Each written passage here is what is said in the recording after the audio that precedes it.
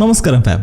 Game of Thrones series ലോകം വാഴുന്ന വമ്പനുകളിലെ ഗോട്ടിന്റെ വളരെയേറെ പ്രതീക്ഷയുള്ള മറ്റൊരു spin of A night of the seven kingdoms എത്തിയിരിക്കുകയാണ്. സാങ്കല്പിക ലോകത്തുള്ള വെസ്റ്ററോസ് എന്ന ഭൂഘട്ടത്തിൽ നടക്കുന്ന മറ്റൊരു ഇതിഹാസ കഥയിലേക്ക് കടക്കുമ്പോൾ അറിയേണ്ട ഒരു പ്രധാന കാര്യം ഇതിന്റെ ടൈം ലൈനാണ്. ഗെയിം ഓഫ് ത്രോൺസിൽ അരങ്ങേറിയ കാഴ്ചകൾക്കും 89 വർഷങ്ങൾ മുന്നേ നടക്കുന്ന സംഭവ വികാസങ്ങളാണ് നമുക്കിതിൽ കാണാനാവുക. വെസ്റ്ററോസ് വേൾഡിലെ മറ്റൊരു പരമ്പരയായിരുന്ന ഹൗസ് ഓഫ് ഡ്രാഗൻസിലൂടെ 200 വർഷങ്ങൾ മുന്നേയുള്ള കാഴ്ചകൾ നമ്മൾ കണ്ടിരുന്നു. ഇതിപ്പോൾ ഏകദേശം 1 നൂറ്റാണ്ട് മാത്രമാണ് ഈ സീരീസിന് ഗെയിം ഓഫ് ത്രോൺസിലേക്കുള്ള ദൂരം. സർ ഡങ്കൻ ദ ടോൾ, ഡങ്ക് എന്ന വിളിപ്പേരുള്ള ഒരു കാവൽ യോദ്ധാവിൻ്റെ കഥയാണിത്. ഒരു ഹെഡ്ജ് നൈറ്റിൻ്റെ കഥ. ഡങ്കിനൊപ്പം പ്രവർത്തിക്കാൻ സഹചാരിയെ നിയമിക്കുന്ന ഒരു ബാലൻ എഗ്. പ്രായത്തെക്കാൾ വിവേകിയും സമർത്ഥനും ആത്മവിശ്വാസവുമുള്ളവനാണ് എഗ്. അങ്ങനെ ഡങ്ക് ആൻഡ് എഗ് കോംബോ നേരിടേണ്ടി വരുന്ന കരുത്തരായ ശത്രുക്കളെയും കോലാഹലങ്ങളെയും രസകരമായ ഓരോ സംഭവ വികാസങ്ങളെയും പറ്റിയൊക്കെയാണ് a night of the seven കിങ്ഡംസിൽ നമുക്ക് കാണാനാവുക. അപ്പോൾ നമ്മളെന്തായാലും ഒട്ടും സമയം പാഴാക്കാതെ തന്നെ പരമ്പരയുടെ ഹൃദയമായ ചുറുചുറുക്കുള്ള യുവ യോദ്ധാവിനെ കണ്ടുമുട്ടുകയാണ് സർ ഡങ്കൻ ദ ടോൾ, നമ്മുടെ സ്വന്തം ഡങ്ക്. യോദ്ധാക്കൾക്കെല്ലാം സർ എന്ന പദവി നൽകാറുണ്ട്. അതാണ് സർ ഡങ്കൻ ദ ടോൾ. അല്ലാണ്ട് വലിയ പുള്ളിയോ ഉന്നതിയിലായതുകൊണ്ടോ ഒന്നുമുള്ളതല്ല ഈ സർ. ഇവരൊക്കെ ദേശാടന കിളികളെ പോലെ ഊരും കുടിയുമില്ലാതെ രാജ്യങ്ങൾ തോറും പിച്ചവെച്ച് കറങ്ങി നടക്കുന്ന പോരാളികളാണ്. രാജാക്കന്മാരെ ഇംപ്രസ് ചെയ്ത് സ്ഥാനമാനങ്ങളോ പാരിതോഷികങ്ങളോ കൈപ്പറ്റി ജീവിതം മുന്നോട്ട് കൊണ്ടുപോവുക എന്നതിലുപരി വലിയ ലക്ഷ്യങ്ങളൊന്നുമില്ല. ഒരു ശവമടക്കിൽ നിന്നാണ് കഥ തുടങ്ങുന്നത്. അതും നോവലിലെ അതേ ആദ്യത്തെ ഡയലോഗോട് കൂടി. നിങ്ങൾ മരിക്കരുത് എന്ന് ഞാൻ ആഗ്രഹിച്ചിരുന്നു സർ എന്ന വാചകം. പുറമ്പോക്കിലുള്ള ഒരു മലഞ്ചെരുവിലായി പെരുമഴയത്ത് ഡങ്ക് കുഴിച്ചിടുന്നത് വേറെ ആരെയുമല്ല, അവൻ്റെ സ്വന്തം യജമാനെയാണ്. അനാഥനായ തന്നെ എടുത്തു വളർത്തിയ സർ അർലാൻ ഓഫ് പെന്നിട്രി എന്ന തൻ്റെ ഗുരുവിനെ. പിറകിലായി അദ്ദേഹത്തിന് 3 അശ്വങ്ങളെയും സാക്ഷി നിർത്തി കുഴി തോണ്ടിയ ശേഷം അർലാനെ ആലേക്ക് എടുത്തു വെച്ചിട്ട് നല്ല ഓർമ്മകൾ അയറുകയാണ് ഡങ്ക്. എന്നെ ആവശ്യമില്ലാതെ ഒരിക്കൽ പോലും നിങ്ങൾ അടിച്ചിട്ടില്ല സാർ, ഒരു തവണ ഒഴികെ. അന്ന് സത്രത്തിലെ ഒരു പലഹാരം കട്ടതിന് താനാണെന്ന് പറഞ്ഞിട്ടായിരുന്നു ആ ഒരടി. അല്ലാത്തപ്പോഴെല്ലാം നിങ്ങൾ വളരെ ക്ലിയർ ആയിരുന്നു എന്ന് പറയുമ്പോൾ ഒരു കാര്യം, യജമാൻ്റെ കയ്യിൽ നിന്ന് ഡങ്കിന് തല്ല് പൊതിരെ കിട്ടിയിട്ടുണ്ട്. കാരണം ചെയ്തു കൂട്ടിയ മടയത്തരങ്ങൾ 1, 2, 3 അല്ല. ഈ ഒരു കൊച്ചു ഫ്ലാഷ് ബാക്കിലൂടെ ഡങ്കിനെക്കുറിച്ച് ഒരു ഏകദേശ ധാരണയൊക്കെ വരുന്നുണ്ട് കേട്ടോ. രസകരമാണ്, എന്നാൽ അതേസമയം ഇമോഷണലും. നിങ്ങളുടെ വാൾ കുടിയിലിട്ട് മൂടിയാൽ വെറുതെ തുരുമ്പ് പിടിച്ച് പോവുകയുള്ളൂ എന്ന് പറഞ്ഞ് അതും കയ്യിൽ വെച്ച് കുതിരകളെ നല്ലപോലെ നോക്കാമെന്നും വാക്ക് കൊടുത്തിട്ട് കുഴി മൂടിയ ശേഷം പിന്നെ കുറേ നേരം അവിടെ ചെലവഴിച്ച ശേഷം ഇനി എന്താണ്, എങ്ങനെയാണ് മുന്നോട്ട് എന്ന ചിന്തയാണ് ഡങ്കിന്.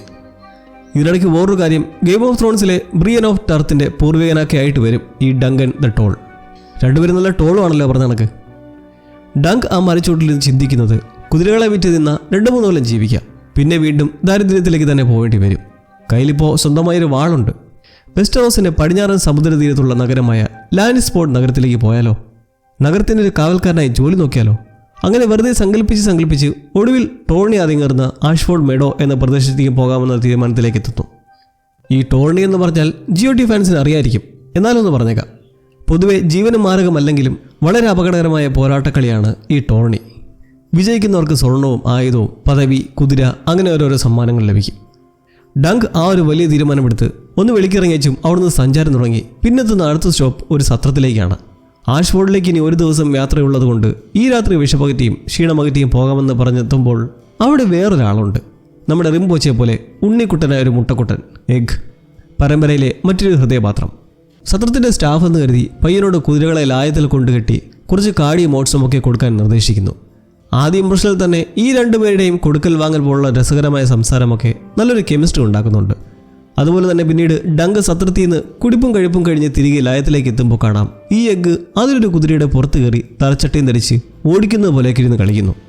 എന്തുകൂടത് ഇറങ്ങണമെന്ന് ഡങ്ക് പറഞ്ഞിറക്കുമ്പോൾ സംഭവം ഈ ഉണ്ണിക്കുട്ടന് ഒരു യോദ്ധാവാകാനും മുറ അഭ്യസിച്ച് പഠിക്കാനുമൊക്കെ നല്ല ആഗ്രഹമുണ്ട്. പുതുതായെത്തിയിട്ടുള്ള ഡങ്കിന് ഒരു വഴികാട്ടി എന്നോണം സഹചാരിയായി വരാമെന്ന് എഗ്ഗ് ആശ പ്രകടിപ്പിക്കുന്നതിലും അത് ധരിച്ച് അവൻ ആഷ്ഫോർഡിലേക്ക് പോകുന്നത് ഒറ്റയ്ക്കാണ്. പക്ഷെ ഉടനെ കാര്യങ്ങൾ മറിയും. ഈയിടയ്ക്ക് സത്രത്തിനുള്ളിലെത്തിയപ്പോൾ വേറെ കുറച്ച് സംഭവങ്ങൾ നടന്നിരുന്നു. അവിടുത്തെ നടത്തിപ്പുകാരി ആരോ കുടിച്ചു വെച്ച് പോയ ഗ്ലാസ് എടുത്ത് കഴുകാതെ ഡങ്കിന് കുടിക്കാൻ കൊടുക്കുമ്പോൾ വെള്ളമടിച്ച് കോൺ തെറ്റിക്കിടുന്ന ഒരുവൻ അവിടെ നിന്ന് എണീച്ച് പോകുന്നുണ്ട്. ഡങ്കിന് നേരെ ഭീഷണി വഴിക്കാണ് അവൻ പോതെ. ഞാൻ തന്നെ മുന്നേ സ്വപ്നത്തിൽ കണ്ടെന്നും എൻ്റെ കൺമുമ്പിൽ വരാതിനെ നോക്കിക്കോണം എന്നൊക്കെ പുലമ്പിക്കൊണ്ട് കുടിച്ചതിൻ്റെ കൂലി വെച്ചിട്ട് പോകുമ്പോൾ ആ നാണയത്തിൽ ടാർഗേറിയൻ ഡ്രാഗൻ്റെ സിമ്പിൾ കാണാം. അപ്പോൾ കൊട്ടാരത്തിലുള്ളതാണ്. പക്ഷെ ആരാണ്? ബുക്ക് വായിച്ചവർക്ക് ഇപ്പോൾ തന്നെ മനസ്സിലായി കാണും. എന്നാൽ നമുക്ക് കുറച്ച് എക്സൈറ്റ്മെൻ്റ് ഒക്കെ വെച്ച് ആരാണെന്ന് പതിയെ നോക്കാം. അപ്പോൾ അങ്ങനെ 3 കുതിരകളുമൊത്ത് എഗ്ഗിനെ മൈൻഡ് ചെയ്യാതെ സത്രത്തിൽ നിന്നിറങ്ങി അടുത്ത പകലോടെ ഡങ്ക് ആഷ്ഫോർഡിലേക്ക് എത്തിച്ചേരുകയാണ്. ടൂർണമെൻറ്റിലുള്ള ഒരുക്കങ്ങളൊക്കെ തകൃതിയായി നടക്കുന്ന ഓരോ കാഴ്ചകളും അതിനിടയിൽ കൂടി ആ പ്രദേശത്തെ ജനങ്ങളെക്കുറിച്ചും അവിടെ ഒരു ജോലികളും ഏർപ്പാടുകളൊക്കെ നമുക്ക് കണ്ട് മനസ്സിലാക്കാം. നല്ല പ്രകൃതി രമണീയമായ ഒരു പ്രദേശമാണ് ഈ ആഷ്ഫോർഡ് മെഡോസ്. പ്രത്യേകം എടുത്തു പറയുന്നില്ലെങ്കിലും ഈ ടൂർണമെൻറ്റ് നടത്തുന്നത് ഒരു വിശിഷ്ട ദിവസം പ്രമാണിച്ചാണ്. ലോർഡ് ആഷ്ഫോർഡിൻ്റെ മകളുടെ 13ാം പേരിടൽ ദിനത്തിൻ്റെ പ്രത്യേകതയിലാണ് മത്സര പരമ്പര ഒരുങ്ങിയിരിക്കുന്നത്. ധീരവീര യോദ്ധാക്കൾ ഓരോരുത്തർ വന്ന് തമ്പടിച്ചിരിക്കുന്ന ഓരോ കൂടാരങ്ങൾ നിരന്തങ്ങനെ കാണാം അവിടെ. ഗെയിംസിൽ പങ്കെടുക്കാനെത്തിയിട്ടുള്ള ഡങ്ക് ഇതെല്ലാം നിരീക്ഷിച്ചും ഹൗസ് ഡോണ്ടേറിയൻ്റെയും മറ്റുമൊക്കെ കൂടിഭാഗിയിട്ടുള്ള കൂടാരങ്ങൾ കണ്ടങ്ങനെ കുറച്ചു മാറി കൂടുതലിപ്പുള്ള വടന്മാരോടായി വിനയകുനേതോടെ ചോദിച്ചറിഞ്ഞ് ഗെയിം നടത്തുന്ന മാസ്റ്ററുടെ അടുത്തേക്ക് എത്തിച്ചേരുന്നു. പ്ലമ്മർ കാർക്കിച്ചു തുപ്പലും ഭീഷണിപ്പെടുത്തലുമെല്ലാമുള്ള ഒരു മുരടൻ. മത്സരത്തിൽ പങ്കെടുക്കാൻ അതിയായ ആഗ്രഹത്തിലാണ് ഡങ്ക് പേര് കൊടുക്കാൻ എത്തിയിട്ടുള്ളതെങ്കിലും ആദ്യമേ തന്നെ ഇവരുടെ ചുറ്റുപാട് നോക്കേണ്ടതുണ്ട്. ഡങ്കിൻ്റെ യജമാനായിരുന്നല്ലോ സർ അർലൻ. ഈ അർലൻ എന്ന യോദ്ധാവിനെക്കുറിച്ച് ഇവർക്ക് ആർക്കും കേട്ടുകേൾവി പോലുമില്ല. ഇപ്പോൾ മരിക്കുന്നതിന് തൊട്ടു മുമ്പ് അദ്ദേഹം വാളൊക്കെ തനിക്ക് നൽകി പേര് കാത്തു സൂക്ഷിക്കാൻ ശബ്ദം ചെയ്യിപ്പിച്ചു എന്നൊക്കെ ഡങ്ക് ഡാവടിക്കുന്നത് കേൾക്കുന്ന പ്ലമ്മർക്ക് സാക്ഷിയാണ് ആവശ്യം. ഈ പറഞ്ഞതൊക്കെ നേര് തന്നെയാണോ? ആരെങ്കിലും ഈ അവസാന നിമിഷങ്ങൾ കണ്ടോ എന്നുള്ള ചോദ്യത്തിൽ ഡങ്ക് കുഴങ്ങിപ്പോവുകയാണ്. വിഷമത്തോടെ പിന്തിരിയവേ പ്ലമ്മർ ഒരു കാര്യം ചോദിക്കുന്നുണ്ട്. ഈ സർ ആർലനെ കുറിച്ച് എന്തേലും അറിയാവുന്ന ആരെങ്കിലും ഈ ആഷ്ഫോർഡിൽ ടൂർണമെൻറ്റിന് എത്തിയിട്ടുണ്ടോ എന്ന്. അങ്ങനെയെങ്കിൽ നാളെ മത്സരം തുടങ്ങും മുന്നേ അയാളെ കൊണ്ട് നിർത്തി പറയിപ്പിച്ചാൽ ഡങ്കിനുള്ള ടിക്കറ്റ് ഓക്കെയാണ്. അവനിത് സന്തോഷമാണ്. കാരണം വരുന്ന വഴിക്ക് കുറേ പവലിയൻ കണ്ടിരുന്നില്ലേ? അതിലൊരു കൂടാരത്തിലെ കൂടി ശ്രദ്ധയിൽപ്പെട്ടിരുന്നു. അത് സർ മൻഫ്രഡ് എന്ന യോദ്ധാവിൻ്റേതാണ്. അയാളുടെ അച്ഛൻ്റെ ഒരു സഹചാരിയായി ആളൻ പ്രവർത്തിച്ചിട്ടുണ്ട്. അങ്ങനെ ഇദ്ദേഹത്തെ തിരക്കി പുറത്തേക്ക് ഇറങ്ങുമ്പോൾ സംഭവം ഡങ്കൻ നല്ല വെയിറ്റും ഹൈറ്റും ഒക്കെ ഉള്ള ഒരാളാണ്. ഒരു കൂട്ടത്തിൽ നിന്ന് ആളിതിരി പൊങ്ങി നിൽക്കും. പക്ഷേ ചങ്കൂറ്റത്തിൻ്റെ കാര്യത്തിൽ ഇനിയും കുറേ മൂക്കാനുണ്ട്. അപ്പോൾ മാൻഫ്രഡ് ഡൊണ്ടേറിയനെ കാണാൻ കൂടാരത്തിനടുത്ത് എത്തുമ്പോൾ തൊട്ടപ്പുറത്തായി 2 സ്ത്രീകളിരിപ്പുണ്ട്, റെഡും ബിയോണിയും. പുരുഷന്മാരുടെ സുഖത്തിന് വേണ്ടി കൂടെ നടക്കുന്ന പ്രോസ്റ്റിറ്റ്യൂട്ട്സ് ആണവർ. മാൻഫ്രഡിനെ ഇപ്പോൾ കാണാൻ പറ്റില്ല, ആളെ മയക്കത്തില്ല, ശല്യം ചെയ്തെന്ന് പറഞ്ഞിട്ടുണ്ട് എന്ന് പറഞ്ഞിട്ട് ഡങ്കിനോട് സുഖമില്ലാത്ത കുറച്ച് കമൻ്റ് അടിച്ച് എവിടെയെങ്കിലും പോയി അലഞ്ഞിരിഞ്ഞിട്ട് പിന്നെ വരാൻ പറഞ്ഞു വിടുന്നു. അങ്ങനെ അവൻ തിരികെ നടക്കുകയാണ് ഫോസോവേ സഹോദരങ്ങളുടെ മുന്നിലേക്ക് എത്തുന്നത്. നാളത്തെ മത്സരത്തിനോടനുബന്ധിച്ചുള്ള പരിശീലനം നടത്തുന്ന സ്റ്റെഫോനും റെയ്മനും. ഒറ്റ നോട്ടത്തിൽ തന്നെ സ്റ്റെഫാൻ വിരളെ പിടിച്ചൊരു താന്തോന്നിയാണെന്ന് മനസ്സിലാക്കാം. ഡങ്കിനെ കണ്ട് വാടാ ഏറ്റുമുട്ടാനെന്നൊക്കെ വലിയ ഭാവത്തിൽ പറയുകയും സഹോദരൻ റെയ്മനെ വീഴ്ത്തി അവഹേളിക്കുകയും ഒക്കെ ചെയ്യുമ്പോൾ ഈ റെയ്മൻ നേരെ ഓപ്പോസിറ്റാണ്. ആളെ പെട്ടെന്ന് ആർക്കും ഇഷ്ടപ്പെട്ടു പോകുന്ന ഒരു നല്ല സ്വഭാവം. ഡങ്കാകട്ടെ ഇതൊക്കെ കണ്ടുവരണ്ട്, എനിക്ക് വേറെ ഇത്തിരി പരിപാടി ഉണ്ടെന്ന് പറഞ്ഞ് അവിടുന്ന് സ്കൂട്ടായി ഗ്രാമത്തിന് ഓരത്തുള്ള ഒരു എൽ മരത്തിൻ്റെ ചൂടിൽ പോയി അരുവിയിൽ മുങ്ങിക്കുളിച്ച് മുഷിഞ്ഞ വസ്ത്രങ്ങൾ അടിച്ചു നനച്ച് വീണ്ടും ഇട്ടങ്ങനെ സമയം കളഞ്ഞ് കുതിരകളൊക്കെ അവിടെ തന്നെ കെട്ടിയിട്ടിട്ട് സന്ധ്യയോടെ വീണ്ടും കൂടാരത്തിനടുത്തേക്ക് എത്തുവാണ്.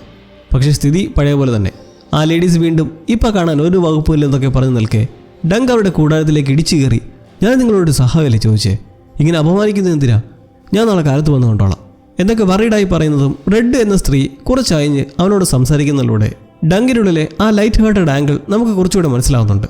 ഒരു പാവപ്പെട്ടവൻ. മാൻഫ്രഡ് എന്തായാലും കൂടാരത്തിലില്ലെന്ന് ഇവിടെ മനസ്സിലാക്കുന്നതോടൊപ്പം ഒരു സ്ത്രീയെ മരിച്ചെന്ന പോലെ കിടത്തി കണ്ണുകളിൽ ഫ്യൂണറൽ സ്റ്റോൺസ് ഒക്കെ വെച്ച് ഒരുക്കുന്നത് അവിടെ കാണാം. മാൻഫ്രഡിൻ്റെ എന്തോ വികൃത ഫാൻറ്റസിക്ക് വേണ്ടിയാണ് ഇങ്ങനെയൊക്കെ ചെയ്യുന്നതെങ്കിലും ഒരു കാര്യം, ഗെയിം ഓഫ് ത്രോൺസിൻ്റെ പൈലറ്റ് എപ്പിസോഡിലും ഇതുപോലൊരു കാഴ്ചയുണ്ട്. ജോൺ ആരോണിൻ്റെ കണ്ണിലായി ഇത്തരത്തിൽ ഫ്യൂണറൽ സ്റ്റോൺസ് വയ്ക്കുന്നത് പോലുള്ളത്. അവനവിടുന്ന് വെറുതെ നടന്ന് ഒരു പപ്പറ്റ് ഷോ നടക്കുന്ന ഒരു ഡാൻസ് പാർട്ടിയിലേക്കൊന്ന് ചെന്ന് നിന്ന് സമയം കളയുമ്പോൾ അതിലെ കഥ വിവരിക്കുന്ന ഒരു പെൺകുട്ടിയിലേക്ക് ജസ്റ്റ് ഒന്ന് കണ്ണുടക്കുന്നുണ്ട്. ടാൻസലിൻ്റെ നാണവും ഷൈനസുമൊക്കെ ഡങ്ങിനെ പോലെ തന്നെ ഇത്തിരി വികൃതമാണ്. നല്ലൊരു കാഴ്ചയാണത്. ഡ്രാഗൻ്റെ ബൊമ്മയും തീ തുപ്പുന്ന കഥയൊക്കെ കാട്ടിയിട്ടുള്ള ഷോ. അവിടുന്ന് ഇറങ്ങുന്ന വഴിക്ക് ലെവൻ വീണ്ടും ഡങ്ങിനടുത്തേക്ക് എത്തുന്നുണ്ട്.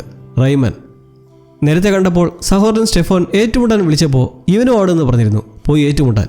പക്ഷേ അത് വെറുതെ പറഞ്ഞാൽ ഏറ്റുമുട്ടി അവൻ കൈയും കാലും ഒക്കെ ഓടിക്കുന്ന കാടത്തമുള്ള സ്വഭാവക്കാരനാണെന്ന് പറഞ്ഞ് ഡങ്കനുമായി ചങ്ങാത്തത്തിലായി അവൻ കൊണ്ടുപോകുന്നത് അവിടെ തമ്പടിച്ചിരിക്കുന്ന ലോർഡ് ലയോണൽ ബാരാത്തിയൺ എന്ന മറ്റൊരു അടിപൊളി ക്യാരക്ടറിൻ്റെ കൂടാരത്തിലേക്കാണ്. House ബാരാത്തിയണിൻ്റെ തലവനാണ് Lionel. അവിടെയാണെങ്കിൽ മുട്ടൻ പാർട്ടിയും തീറ്റയും ആഘോഷവും ഒക്കെ നടക്കുവാണ്. വലിയൊരു സ്ഥാനമുള്ളതാണേലും ലയോണലിനെ വലിയ മൈൻഡില്ല അവിടെ കൂടിയിരിക്കുന്ന യോദ്ധാക്കൾക്ക്. തീറ്റയിലും കുടിയിലൊക്കെയാണ് ശ്രദ്ധ. ഡങ്കും ഇടയിൽ കൂടി അങ്ങനെ നല്ല അടിപൊളി ഇറച്ചിയും പലഹാരവും ഒക്കെ കഴിച്ച് ഒരു സൈഡിലൂടെ അങ്ങനെ നിന്ന് പോകവേ ഇദ്ദേഹം ഒരു വശപ്പിശ കണ്ട് അടുത്തേക്ക് വിളിപ്പിക്കുന്നു.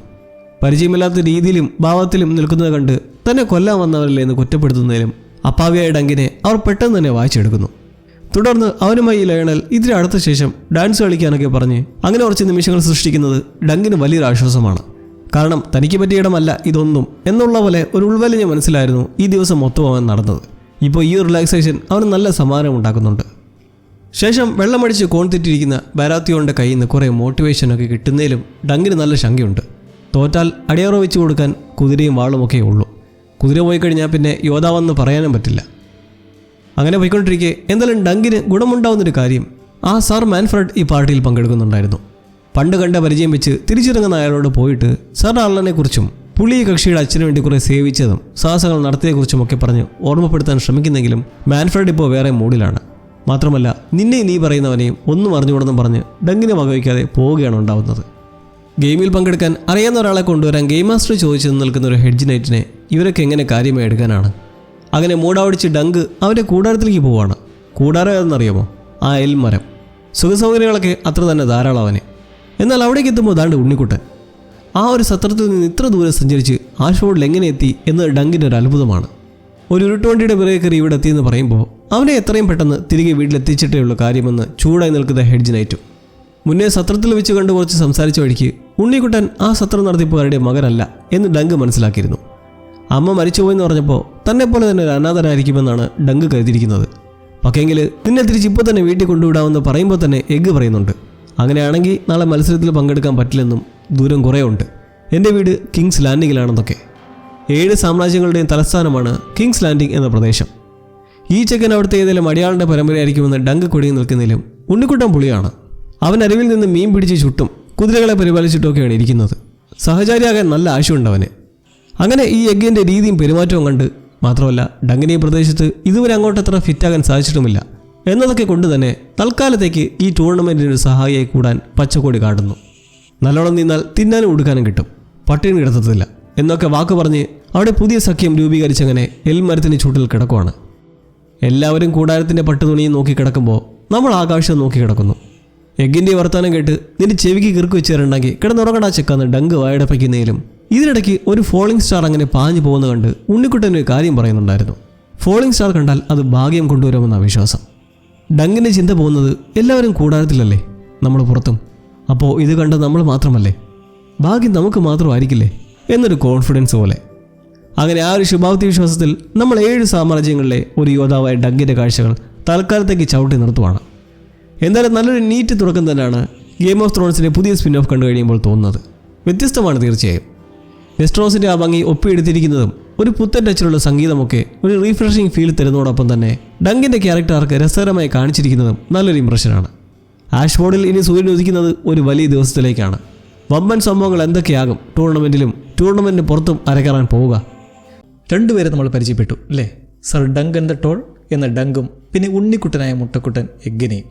ആഷ്ഫോർഡ് മെഡോസിൽ ഒരു വലിയ ദിവസം അരങ്ങേറാൻ പോകുന്നതിന് മുന്നേ ഉള്ള രാത്രിയുടെ യാമങ്ങളിൽ എൽമരത്തിന് ചൂട്ടിലായി കിടന്നുറങ്ങുന്ന യോദ്ധാവിലും അവൻ്റെ പുതിയ സഹചാരിയിലും നമ്മൾ എ നൈറ്റ് ഓഫ് ദ 7 കിങ്ഡംസിൻ്റെ പ്രഥമ അധ്യായം നിർത്തിയപ്പോൾ പുതിയ കാഴ്ചകൾ തുടങ്ങുന്നത് നേരം വെളുക്കുമ്പോൾ തന്നെ തൻ്റെ യജമാനായിരുന്ന സർ അർലാനെക്കുറിച്ച് അറിയാവുന്ന ആരെങ്കിലും കണ്ടെത്തി ഗെയിം മാസ്റ്ററായ പ്ലമ്മറുടെ അടുത്തേക്ക് എത്തിക്കുന്ന പ്രയത്നത്തിലാണ്.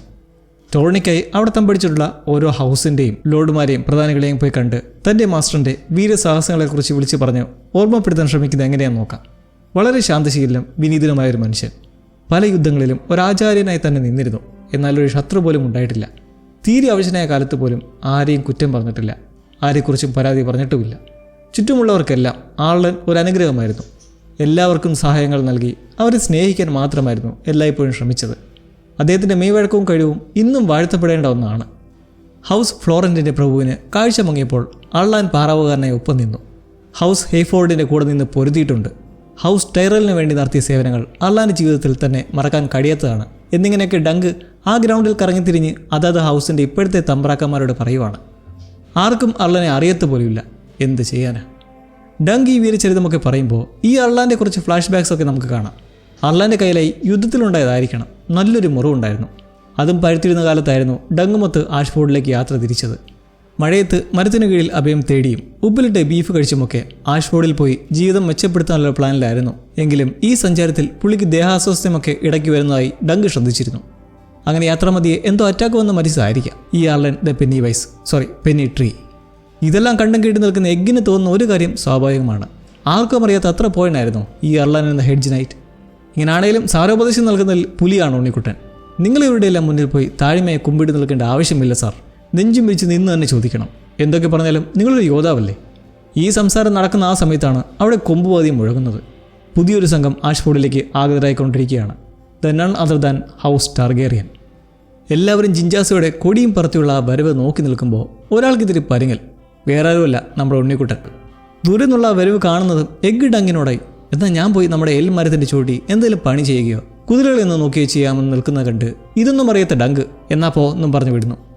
ഈ ഗ്യാപ്പിൽ കുതിരകളെ എങ്ങനെ മുട്ടിച്ചോണ്ട് പോകാനാണേ പട്ടിയെ വിട്ട് ഘടിപ്പിക്കുമെന്നൊരു പേടിപ്പിക്കലും. അർലനെ അറിയാവുന്ന ആരെങ്കിലും ഈ കൂട്ടത്തിലുണ്ടോ എന്ന് പരുതാൻ ഡങ്ക് അങ്ങോട്ടേക്ക് വെച്ച് പിടിക്കുമ്പോൾ വന്നിരിക്കുന്ന ഹൗസ് ടാർഗേറിയൻ സംഘത്തെ ഒന്ന് പരിചയപ്പെടാം. നിലവിലെ ടാർഗേറിയൻ കിങ്ങിൻ്റെ മൂത്ത മകനും അടുത്ത അയൺ ത്രോൺ അവകാശിയുമായ ബെയ്ലോർ ടാർഗേറിയൻ, അദ്ദേഹത്തിൻ്റെ സഹോദരനായ മെയ്ക്കർ ടാർഗേറിയൻ, ഒപ്പം മെയ്ക്കറിൻ്റെ രണ്ടാമത്തെ മകനായ ഏരിയോൺ ടാർഗേറിയനുമുണ്ട്. ബെയ്ലോറും മെയ്ക്കറും ആഷ്ഫോർഡ് രാജാവിനെയും മകൾ ഗ്വെന്നിനെയും പരിചയപ്പെട്ട് അകത്തേക്കുള്ള ക്ഷണത്തിൽ കയറിപ്പോകുന്ന എത്തി നോക്കി നിൽപ്പുള്ള ഡങ്കിനടുത്തേക്ക് എത്തുകയാണ് ഏരിയോൺ ടാർഗേറിയൻ. കുതിരലയത്തിൽ നിൽക്കുന്നവനാണെന്ന് കരുതി ഡങ്കിനോട് കുതിരയെ പിടിച്ച് കെട്ടാൻ പറഞ്ഞിട്ടാണ് പോകുന്നതെങ്കിലും ഭയബഹുമാനത്തോടെ ഞാനൊരു യോദ്ധാവാണ് ലോഡ് എന്ന് പറയാൻ ഡങ്ക് മടിക്കുന്നില്ല. തുടർന്ന് ലായത്തിലുള്ളവർ ഏരിയോന്റെ കുതിരയെ പിടിക്കാൻ ശ്രമിക്കുന്നതിലും തൊഴിക്കുന്നത് കണ്ട് ഡങ്ക് അതിനെ മെരുക്കി ലായത്തിൽ കിട്ടുമ്പോൾ വേറെ രണ്ടുപേരെ കൂടി അവൻ പരിചയപ്പെടുകയാണ്. ടാർഗേറിയൻ സുരക്ഷാ മേധാവികളായ സർ റോളൻ ക്രൈഗ്ഹോളും സർ ഡൊണൽ ഓഫ് ഡസ്കൻഡെയിലും. ഗെയിം ഓഫ് ത്രോൺസിലും ഹൗസ് ഓഫ് ഡ്രാഗണിലൊക്കെ കണ്ട അഡ്വാൻസ്ഡ് ആയിട്ടുള്ള കിങ്സ് ഗാർഡുകളുടെ പടച്ചിട്ട മുന്നേ എങ്ങനെയായിരുന്നു എന്ന് നമുക്ക് ഇവിടെ നിന്ന് കണ്ടറിയാം. എന്തായാലും അറ്റ്ലീസ്റ്റ് ഈ യോദ്ധാക്കളെങ്കിലും ഡങ്കിനോട് കുറച്ച് മയത്തിലൊക്കെ പെരുമാറുന്നുണ്ട്. മാത്രമല്ല അവൻ്റെ അഭിലാഷവും ഇതുപോലെ കിങ്സ് ഗാർഡായി മാറാനൊക്കെയാണ് താനും. ഈ സർ ഡൊണൽ ഓഫ് ഡസ്കൻഡെയിലിൻ്റെ ചുറ്റുപാടിലേക്കൊന്ന് പോയാൽ ഡസ്കൻഡെയിൽ എന്നത് ഒരു തീരദേശമാണ്. അവിടെയുള്ള റൂളിംഗ് ഫാമിലി അറിയപ്പെടുന്നത് ഹൗസ് ഡാർക്ക്ലിൻ എന്നാണ്. ഡങ്ക് ഈ ഡൊണലിനോട് നിങ്ങൾ ഹൗസ് ഡാർക്ക്ലിനുള്ളതല്ലേ എന്ന് ചോദിക്കുമ്പോൾ പുള്ളിയുടെ മറുപടി തങ്ങളുടെ കുടുംബം ഡസ്കൻഡെയിലെ ക്രാബേഴ്സ് ആയിരുന്നു എന്നാണ്. ഒരു താഴ്ന്ന തീരദേശ സമൂഹമാണ് ഈ ക്രാബേഴ്സ് എന്ന് പറയപ്പെടുന്നത്. അങ്ങനെ ഒരു ക്രാബേഴ്സ് ബാക്ക്ഗ്രൗണ്ടിൽ നിന്ന് സർ ഡൊണൽ എങ്ങനെ ടാർഗേറിയൻ കിങ്സ് ഗാർഡായി എന്നത് ഡങ്കിനൊരു അത്ഭുതമാണ്. ഡൊണൽ ഇത് കേട്ട് ജസ്റ്റ് ഒന്ന് പുഞ്ചിരിച്ചുകൊണ്ട് പോകുമ്പോൾ ഈ അത്ഭുതം അവൻ വൈകാതെ തന്നെ ഞെട്ടലുണ്ടാക്കുന്നത് ഉടനെ കാണാം. അങ്ങനെ ഇവിടെ നിൽക്കെ രാജകുമാരന്മാർക്ക് കൈ വൃത്തിയാക്കാനുള്ള സാധനങ്ങളുമായി ഒരു വേലക്കാരി പോകുന്നതുകൊണ്ട് ഡങ്ക് അതേ ഇടനാഴി പിന്തുടർന്ന് കൊട്ടാരത്തിനുള്ളിലേക്ക് എത്തിച്ചേരുന്നു. ഇവരിൽ ആർക്കെങ്കിലും അർലനെ അറിയാമെന്നുണ്ടെങ്കിൽ ടൂർണമെൻറ്റിൽ ഇടം നേടാം. അവസാനത്തെ കച്ചിത്തുരുമാണ് ഈ ടാർഗേറിയൻ ഇളയ തമ്പുരാക്കൾ. അതുകൊണ്ട് രണ്ടും കൽപ്പിച്ചുള്ളിലേക്ക് കടക്കുമ്പോൾ അവർ ഗൗരവമേറിയ സംഭാഷണത്തിലാണ്. കാരണം മെയ്ക്കർ ടാർഗേറിയൻ്റെ 2 മക്കൾ മിസ്സിംഗ് ആണ് ഇന്നലെ മുതൽ. അവരെവിടെ പോയെന്നൊരു പിടിയുമില്ല. അതിലൊരുവനെ ഈ ടൂർണിയിൽ പങ്കെടുക്കാൻ വേണ്ടി നാമനിർദ്ദേശം ചെയ്തിട്ടുമുണ്ട് പിതാവായ മെയ്ക്കർ. എന്തായാലും സർ ഡൊണാൽ അവർ രണ്ടുപേരെയും കണ്ടുപിടിച്ചുകൊണ്ട് വരുമെന്ന് കരുതുമ്പോൾ ഈ നടക്കുന്നതെല്ലാം പതിയിരുന്ന് വീക്ഷിക്കുന്ന ഡങ്കിനടുത്തേക്ക് ഇതിനിടയ്ക്ക് ആഷ്ഫോർഡിൻ്റെ പുത്രി ഗന്നും വന്നിട്ട് രാജകുമാരന്മാർ മിസ്സിംഗ് ആണെന്നും ഇതിൻ്റെ പേര് വലിയ യുദ്ധമുണ്ടാവുമെന്നൊക്കെ ചുമ്മാ പറഞ്ഞ് ഒന്ന് പേടിപ്പിച്ചിട്ട് പോകുന്നു. പക്വത എത്തിയിട്ടില്ലാത്ത കിടാവ കാര്യമായിട്ട് എടുക്കണ്ട. എത്രയൊക്കെ പറഞ്ഞു നിന്നാലും ആ ജിബിട്ടൻ ശരീരവും വെച്ച് നിൽക്കുന്ന ഡങ്കിനെ കണ്ടുപിടിക്കാൻ എളുപ്പമാണ്. മേക്കർ ആടവിടെ ഒളിഞ്ഞു നോക്കുന്നതെന്ന് ചോദിച്ച് അങ്ങോട്ടേക്ക് വിളിപ്പിക്കുന്നതോടെ മുന്നിലേക്ക് വന്ന് നിൽക്കുമ്പോൾ ഡങ്കിന് അതൊരു നല്ല അവസരം കൂടിയാണ്. കാരണം ഗെയിം മാസ്റ്ററായ പ്ലംബറും അവിടെ നിൽപ്പുണ്ട്. അടുത്ത രജാവാങ്ങ് നിൽക്കുന്നതുകൊണ്ടായിരിക്കണം ബെയ്ലർ നല്ല ശാന്ത വിനയത്തോടെ സംസാരിക്കുന്ന ശൈലിയാണ് ഒരു ഉത്തമ ലക്ഷണം. അദ്ദേഹം ഡങ്കിൻ്റെ ഉദ്ദേശം തിരക്കുന്നതിലൂടെ അവൻ്റെ ടോണിയിലേക്കുള്ള 50-50 ചാൻസിനെ കുറിച്ചും അർലനെ അറിയാവുന്ന ആരെയും നോക്കി നടക്കുവാണെന്നും മനസ്സിലാക്കുന്നു. ഒരു ഭീമനാണേലും സ്വഭാവവും സംസാരമൊക്കെ ഒരു പൈതലിനെ പോലെ തോന്നിക്കുന്നതുകൊണ്ട് ബെയ്ലറിന് വലിയ നീരസവും തോന്നുന്നില്ല. പിന്നൊരു കാര്യം, ഡങ്ക് ഇത്ര റിസ്ക് എടുത്ത് ടാർഗേറിയനെ കാണാൻ എത്തിയതിന് വേറൊരു കാരണം പണ്ട് അർലാൻ ഇവനോട് ചില കഥകൾ പറഞ്ഞു കൊടുത്തിരുന്നു. കുന്തം ഉപയോഗിച്ചുള്ള യുദ്ധപ്പോരായ ജോസ്റ്റിൽ അർലാൻ ഈ നിൽക്കുന്ന ബെയ്ലറുമായി മത്സരിച്ചിട്ടുള്ളതിനെക്കുറിച്ചൊക്കെ. അങ്ങനെ അന്നത്തെ ആ ഓർമ്മ ഉണ്ടെന്നുള്ളൊരു പ്രതീക്ഷയിൽ എത്തിയതാണെങ്കിലും എന്തായാലും ഭാഗ്യമെന്ന് പറയട്ടെ, അദ്ദേഹത്തിന് ഈ അർലനെ അറിയാം. ആ ജോസ്റ്റ് മത്സരത്തിൽ അർലൻ്റെ 4 കുന്തം തകർത്തുകൊണ്ടാണ് അന്ന് ബെയ്ലർ വിജയിച്ചത്. എന്നാൽ ഡങ്കിനോട് അർലൻ പറഞ്ഞത് 7 കുന്തമെന്നായിരുന്നു. കഥയല്ലേ, ഇത്തിരി കൊഴുത്തിരിക്കട്ടെ എന്ന് ആശാൻ കരുതി കാണും. എന്തായാലും അതിൽ വലിയ ചർച്ചയ്ക്കൊന്നും നിൽക്കാതെ അർലൻ്റെ മറ്റൊരു ഓർമ്മ ബെയ്ലർ ഓർത്തെടുക്കുന്നത് ദ ഗ്രേ ലയൺ എന്ന യോദ്ധാവിനെ കീഴ്പ്പെടുത്തിയൊരു സംഭവമാണ്. അതും ഡങ്കിനറിയാം. പക്ഷേ പ്രൂവ് ചെയ്യാനായി ബെയ്ലർ ആരാണ് ഈ ഗ്രേ ലയൺ എന്ന് ചോദിക്കുമ്പോൾ കുറച്ചേരം നിന്ന് ഓർത്തിട്ടവൻ കൃത്യമായ ഉത്തരം പറയുന്നുണ്ട്. സർ ഡെയ്മൺ ലാനിസ്റ്ററാണ് ഗ്രേ ലയൺ. ഇതോടുകൂടി എന്ത് സംഭവിക്കുന്നു? ഡങ്കിന് മത്സരത്തിലേക്ക് പങ്കെടുക്കാനുള്ള പച്ചക്കൊടി കിട്ടിയിരിക്കുകയാണ്. പ്ലംബർക്കും ഇനി എതിരഭിപ്രായങ്ങളൊന്നുമില്ല താനും. ഈ ബെയ്ലറിന് കേവലം ഹെഡ്ജിനായിട്ട് ഒരുവൻ്റെ ഓർമ്മയൊക്കെ ഇപ്പോഴും നിലനിൽക്കുന്നത് എങ്ങനെയാണെന്ന് ആശ്ചര്യം മേക്കർക്ക്. എതിരാളികളെ ആഴത്തിൽ പഠിക്കാൻ എപ്പോഴും ശ്രമം നടത്തുന്ന പ്രകൃതമുണ്ട് ബെയ്ലർ ടാർഗേറിയന്. അതാണ്. അങ്ങനെ എന്തായാലും ഇതോടെ ടോണിയിൽ പങ്കെടുക്കുന്നതിനുള്ള ഒരു കടമ്പ ഡങ്ക് ചാടി കടന്നിരിക്കുകയാണ്. പക്ഷേ ഒരു കാര്യം, അർലൻ്റെ ആയുധവും കവചവും ഒന്നും ഉപയോഗിക്കാനാവില്ല. കാരണം ഒരു നൈറ്റിൻ്റെ സന്തതിക്ക് മാത്രമേ അദ്ദേഹത്തിന് മുദ്ര പതിപ്പിച്ച ആയുധവും ആർമറും ഒക്കെ ഉപയോഗിക്കാനാവൂ. ഡങ്ക് അർലൻ്റെ മകനല്ലല്ലോ. അതുകൊണ്ട് അവന് പ്രത്യേക മുദ്ര പതിപ്പിച്ചിട്ടുള്ള സ്വന്തമെന്ന് പറയാവുന്ന ആർമറുകൾ വേണം. ഡങ്ക് എന്തായാലും ഇതിനൊക്കെ പറഞ്ഞ് രാജകുമാരനെ വാഴ്ത്തിയ ശേഷം അവിടെ നിന്ന് ഇറങ്ങി പോകുമ്പോൾ നല്ല കുറച്ച് നിമിഷങ്ങളായിരുന്നു ഡങ്കിന് ബെയ്ലർ മൊത്തം ഉണ്ടായത്. ടാർഗേറിയൻ രാജകുമാരന്മാരെയും ഡങ്കിൻ്റെ ഇടപെടൽ രീതിയുമൊക്കെ നമ്മൾ കുറച്ചുകൂടെ മനസ്സിലാക്കി. അവിടുന്ന് അവൻ തിരിച്ചിറങ്ങി നടക്കുമ്പോഴേ വീണ്ടും പപ്പൻ നാടകം നിൽക്കുന്നിടത്തേക്ക് കണ്ണടക്കുവാണ്. ഇത്തവണ ഒരു യോദ്ധാവിൻ്റെ ഡ്രാമയാണ് നടക്കുന്നത്. കഴിഞ്ഞ രാത്രി കണ്ടില്ലായിരുന്നോ ടാൻസിൽ എന്ന ആ പെണ്ണ്? അതിനെ കാണുന്നതും നമ്മുടെ ഡങ്കിന് വീണ്ടും ഉള്ളിൽ എന്തോ ഒരു ഫീലിംഗ്. കാണികൾക്കിടയിൽ ഉണ്ണിക്കുട്ടനും അവൻ്റെ പ്രായത്തിലുള്ള പെൺകുട്ടികളും ഒത്തിരുന്ന് നാടകം ആസ്വദിക്കുന്നതും കാണാം. കളി കഴിഞ്ഞ് ബാക്ക് സ്റ്റേജിലേക്ക് എത്തി ഡങ്ക് ടാൻസിലിന് ടിപ്പ് നൽകിക്കൊണ്ട് പരിചയപ്പെടുന്നു. എന്നാൽ അവനെന്തേലും സംസാരിക്കാൻ സമ്മതിക്കാതെ എഗ്ഗ് ചേച്ചി എങ്ങനെ വലിയ പാവയൊക്കെ ഉണ്ടാക്കണേ, അതിനെക്കൊണ്ട് തീ തുപ്പിക്കണേ എന്നൊക്കെയുള്ള കട്ടുറുമ്പ് ചോദ്യങ്ങൾ ചോദിച്ചു ഒടുവിൽ എന്തായാലും ഡങ്ക് താൻ ഹെഡ്ജിനായിട്ട് ഡങ്കൻ ദ ടോളെന്ന് സ്വയം പരിചയപ്പെടുത്തുന്നു. ഇത് കേട്ട് ടാൻസലിന് ചിരി വരുന്നതിന് കാരണം കൊച്ചിലെ അവളെയും നീളത്തിൻ്റെ പേരിൽ ടാൻസൽ 2 ടോളെന്ന് വിളിച്ച് കളിയാക്കാറുണ്ടായിരുന്നു. അതിവിടെ പറയുമ്പോൾ ഡങ്കിന് മറുപടിയായി നിനക്കത്ര നീളമൊന്നുമില്ല, ഈ നീളം കറക്റ്റാണ് എനിക്ക് എന്ന് പറയാൻ വന്നതാണ്. പക്ഷേ ഒന്ന് നിന്നിട്ട് ഈ നീളം കറക്റ്റാണ് ബൊമ്മ കളിക്കുമെന്ന് പറയുന്നു. ഒരു പെണ്ണിനെ കണ്ട് പെട്ടെന്ന് അങ്ങനെ ചാടിക്കറി ഹിറ്റ് ചെയ്യുന്ന വെച്ചാൽ ചീപ്പല്ലേ. ഡങ്കിൻ്റെ പരിലൊക്കെ കണ്ട് എഗ്ഗിന് തന്നെ നാണക്കേട്. അവനെന്തായാലും ആ പരിചയമായി ഒരു പടം വരച്ച് തരാമെന്ന് ചോദിക്കുന്നുണ്ട്. അർലൻ്റെ മുദ്ര മാറ്റി വേറെ ഏതെങ്കിലും ആക്കിയാൽ അവനത് ഉപയോഗിക്കാം. അങ്ങനെ ഒരു എൽം മരത്തിൻ്റെയും മുകളിലൂടെ പോകുന്ന ഫോളിംഗ് സ്റ്റാറിൻ്റെയും സൂര്യാസ്തമയം കൂടി ചേരുന്ന ഒരു പടം വരച്ച് തരാമോ എന്ന് ചോദിച്ച് പൈസയ്ക്ക് വേണ്ടി ടാൻസൽ സമ്മതിച്ചങ്ങനെ പുറത്ത് കാത്തിരിക്കുമ്പോഴാണ് വടംവലി മത്സരം. ഹൗസ് ബരാത്തിയനിലെ ലയണലും സംഘവും ചേർന്ന് നടത്തുന്ന ഒരു നേരമ്പോക്കാണ്. ഡങ്കിനെ കണ്ട് ലയണൽ ബലം വേണമെന്ന് പറഞ്ഞ് അവനെയും കൂട്ടി പിന്നീട് നല്ല രസമുള്ളൊരു കളിയാണ് നടക്കുന്നത്. ഉണ്ണിക്കുട്ടനാണെങ്കിൽ ഏറ്റവും മുമ്പിലായി കയറിൽ തൂങ്ങിക്കിടന്ന് പിടിച്ചും ഡങ്ക് പിറകിലായി കയറിൽ കെട്ടി നിന്ന് വലിച്ചും ലയണൽ ഒരു ഉത്തരവാദിത്വം ഇല്ലാതെ ഇടയ്ക്കിത്തിരി വെള്ളം കുടിച്ചിട്ട് വരാമെന്നൊക്കെ പറഞ്ഞറിയ പോകുന്നതൊക്കെ ആയിട്ടുള്ള ഫണ്ണി മൊമെൻറ്റ്സ്. ഒടുക്കം ജയം കൈവരിച്ച് ഡങ്കും എഗ്ഗുമൊക്കെ ആഹ്ലാദിച്ചങ്ങനെ ആ ദിനം കഴിയുമ്പോൾ ഡങ്ങിന് സീരിയസ് ആയിട്ടുള്ള സാഹചര്യമാണ് ഇനി. മത്സരത്തിന് വേണ്ടിയുള്ള ഹെൽമറ്റും മറ്റുമൊക്കെ വേണ്ടതുണ്ട്. പക്ഷേ കയ്യിൽ അതിന് മാത്രം പൈസയില്ല. 800 കോയിൻസാണ് ഒരു ഹെൽമെറ്റിൻ്റെ വില, കയ്യിലുള്ളത് 2 കോയിൻസ്. ഇപ്പോൾ എന്താ ചെയ്യുക? നല്ല ഹെൽമെറ്റ് ഇവിടെ തന്നെ ഇരുന്നോട്ടെ. ആലയിലിരിക്കുന്ന സ്റ്റീലി ഇത്തിരി മനസ്സിലൊക്കെ ഉള്ള ആളാണ്. വലിയ കേടൊന്നുമില്ലാതെ തിരിച്ചു കൊണ്ടുവരുവാണെ ഒരു ദിവസത്തേക്ക് വാടകയ്ക്ക് തരാമെന്നങ്ങനെ ഒരു ഡീലിലെത്തുമ്പോൾ ഈ 2 രൂപ കൊണ്ട് അത് നടക്കാൻ പോണില്ല. അതിനി ഒരു വഴിയേ ഉള്ളൂ. ഇതിൽ വിഷമം വരുന്നൊരു കാഴ്ചയാണത്. ആ 3 കുതിരകളിലൊന്നിനെ കൊടുക്കാനുള്ള തീരുമാനത്തിലേക്ക് എത്തേണ്ടി വരുവാണ് ഡങ്കിന്. സ്വീറ്റ് ഫുഡ് ഇത്രയും കാലം കൂടെ കൊണ്ടു നടന്നിരുന്ന നല്ലൊരു കുതിരയായിരുന്നു അവൾ. പക്ഷേ ഇപ്പോൾ ഇതല്ലാതെ വേറെ വഴിയില്ല. ടൂർണമെൻറ്റിൽ ജയിച്ചാൽ ഉടനെ ഞാൻ നിന്നെ തിരിച്ചു മേടിക്കുമെന്ന് അവളോടായി പറയുന്നെങ്കിലും അവനും അതിലൊരു വിശ്വാസക്കുറവുണ്ട്. തന്നേക്കാളും പവറുള്ള ഒരു ശക്തരുമാണ് എല്ലാവരും. എന്തായിരുന്നാലും ഒരു ഇമോഷണൽ സീൻ തന്നെയാണത്. കുതിരയെ വിറ്റിട്ടുന്ന പൈസയിൽ നിന്ന് ഒരു നാണയം അയാൾക്ക് തന്നെ തിരിച്ചു കൊടുത്തിട്ട് അവൾക്ക് ഇത്തിരി അധികം ഓട്സും ആപ്പിളും ഒക്കെ കൊടുക്കാൻ പറയുന്നതിൽ തന്നെ ഉണ്ട് ഡങ്കിൻ്റെ ഉള്ളിലെ ആ ഒരു സങ്കടം. ഇനി എനിക്കൊന്നേ പറയാനുള്ളൂ, ഡങ്കേ നീ ജയിച്ചോണം. സ്വീറ്റ് ഫുഡിനെ തിരിച്ച് മേടിച്ചിരിക്കണം, ഇല്ലേ വളരെ വളരെ മോശമായിരിക്കും അത്. അങ്ങനെ എഗ്ഗുമൊത്ത് ഡ്രിങ്ക്സ് കുടിക്കാനിരിക്കുമ്പോൾ ഡങ്ക് പറയുന്നുണ്ട്, എങ്ങനെയും ജയിച്ച് നല്ല പേരുണ്ടാക്കി ഏതെങ്കിലും ഹൗസിൻ്റെ കിങ്സ് ഗാർഡായി ചേരണം. അതിപ്പോൾ ഹൗസ് ടാർഗേറിയനായാൽ അത്രയും നല്ലത്. ഉണ്ണിക്കുട്ട ഇത് കേട്ടുപാടെ ചോദിക്കുന്നത്, ഒരു പേരോ പെരുമയോ ഇല്ലാത്ത ഹെഡ്ജ് നൈറ്റിനെ ടാർഗേറ്റ്സ് എടുക്കുമെന്നാണോ സാർ നിങ്ങൾ കരുതുന്നത്? ചെക്കന് കാര്യങ്ങളൊക്കെ അറിയാമല്ലോ. പക്ഷേ ഡങ്ക് അങ്ങനെ പറഞ്ഞതിൻ്റെ കാര്യം തീരദേശത്തുള്ള ക്രാബേഴ്സിലെ ഡോണലിന് സുരക്ഷാ മേധാവി ആകാമെങ്കിൽ പിന്നിന്നുകൊണ്ട് തനിക്കായിക്കൂടാ എന്ന തോന്നലാണ്. പക്ഷേ ഇവിടെ എഗ്ഗ് വടി അറിയുന്ന ഞെട്ടിക്കുന്നൊരു കാര്യം, ഈ ഡോണൽ ക്രാബർ സമൂഹത്തിലുള്ളതാണേലും വെസ്റ്റോസിൻ്റെ ആകെ നാവികശക്തിയുടെ പകുതിയും അയാളുടെ പിതാവിൻ്റെ നിയന്ത്രണത്തിലാണ്. അതായത് ഡോണലിൻ്റെ ബാക്ക്ഗ്രൗണ്ട് അത്രയും വലുതാണെന്ന്. ഡങ്ക് ഇതിട്ട് വാപ്പൊളിക്കുന്നതോടൊപ്പം ഇതൊക്കെ നിനക്കെങ്ങനെ അറിയാമെന്ന് ഡൗട്ടും. ഉണ്ണിക്കുട്ടൻ മീൻ പിടിക്കാനൊക്കെ പോകാറുള്ളത് വഴി മനസ്സിലാക്കിയാണെന്ന് ഡാവടിക്കുന്നതും അവിടെ വീണ്ടും കാഹളം മുഴങ്ങുവാണ്. ആദ്യ ജൗസ്റ്റിന് തുടക്കം കുറിക്കാൻ പോകുന്നു. എല്ലാവരും പോരാട്ടം കാണാൻ മൈതാനിയിലേക്ക് പായുന്ന കണ്ട് ഡങ്കും പിന്നാലെ പോകുന്നു. വലുതുകൾക്കിടയിൽ നമ്മുടെ ചെറുതിനെ കാണാൻ വയ്യ. ഡങ്ക് അവനെ എടുത്ത് തോളത്ത് വെച്ചങ്ങനെ ലോർഡ് ആഷ്ഫോർഡും ടാർഗറിയൻസും മറ്റുള്ളവരൊക്കെ ഡയസിലിരിക്കെ അവിടെ ആരംഭമാവുകയാണ്. ഓരോ ഹൗസിൻ്റെ ലോഡുകൾ വന്നിട്ട് ഇൻട്രോയ്ക്കായി പച്ചമിന്നെ കടിച്ചു പറിച്ച് വലിച്ചെറിയുന്ന ഹൗസ് റിവറൻ ലോർഡായ മെഡ്ഗർ ടൂളിയും ഹൗസ് ബരാത്തിയോന്റെ നമ്മൾ കണ്ട ലോർഡ് ലയണലും മറ്റു ഹൗസുള്ളവരൊക്കെ ജയ് വിളിച്ചും കുന്തങ്ങൾ ഓരോന്നെടുത്ത് നിരന്നങ്ങനെ അപ്പുറമായി നിൽക്കുന്നു. അതിൽ ബെയ്ലർ ടാർഗറിൻ്റെ മകനായ വലാർ ടാർഗറിയനുമുണ്ട്. കാഹളം മുഴുകുന്നതും ഹെൽമറ്റും പരിചയിപ്പിച്ച് കുന്തവും നീട്ടി കുതിരപ്പുറത്ത് പാഞ്ഞ് എതിരെ വരുന്നവനെ കുത്തിയിട്ട് വീഴ്ത്തുന്ന ത്രസിപ്പിക്കുന്ന കാഴ്ചകൾ. ഇതൊക്കെ കണ്ടു തുടങ്ങുമ്പോഴേ എഗ്ഗിൻ്റെ കൺട്രോൾ വിട്ട് അടിക്കടാ കുത്തിടാന്നൊക്കെ അലറുന്നതും, പക്ഷെ അവൻ സൈലൻ്റ് ആവുന്നത് ഓരോ റൗണ്ട് കഴിയുമ്പോഴും അവരുടെ സഹചാരികൾ അടുത്ത കുന്തം കൊണ്ട് ടക്കനെ ബക്കനെ എന്ന് കൊടുക്കുന്നത് കണ്ടിട്ടാണ്. എഗ്ഗും ഒരു സഹചാരിയല്ലേ, അവനും മത്സര സമയത്ത് ഇങ്ങനെ ഷടപടയെ നിന്നെങ്കിലേ കാര്യമുള്ളൂ. ഇതൊക്കെ കണ്ടിട്ട് പയ്യെ അങ്ങ് താഴെ ഇറക്കാൻ പറയുവാണ്. മറുവശത്ത് ഡങ്കു ഇതെല്ലാം കണ്ട് തിളടിച്ച് ഓരോരുത്തരൊക്കെ ചിതറി വീഴുന്ന കണ്ടിട്ട് തന്നെ അവന് തിളറക്കം വരുവാണ്. അവൻ്റെ ഉള്ള ധൈര്യം കൂടെ പോകുന്ന പോലെ പാവം. അങ്ങനെ ഉദ്ഘാടന മത്സരം കണ്ട് തിരികെ ക്യാമ്പിലേക്ക് എത്തുന്ന ഉണ്ണിക്കുട്ടൻ കൂടുതൽ എനർജറ്റിക്കാനുള്ള തയ്യാറെടുപ്പിലാണ്. പക്ഷേ ഡങ്ക് ആകെ അപ്സെറ്റും.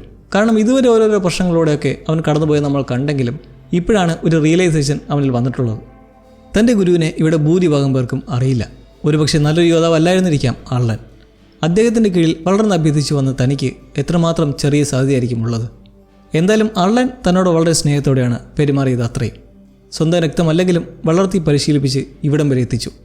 അദ്ദേഹത്തിൻ്റെ പൈതൃകം കാത്തു സൂക്ഷിക്കേണ്ടതിപ്പോൾ തൻ്റെ കടമയാണ്.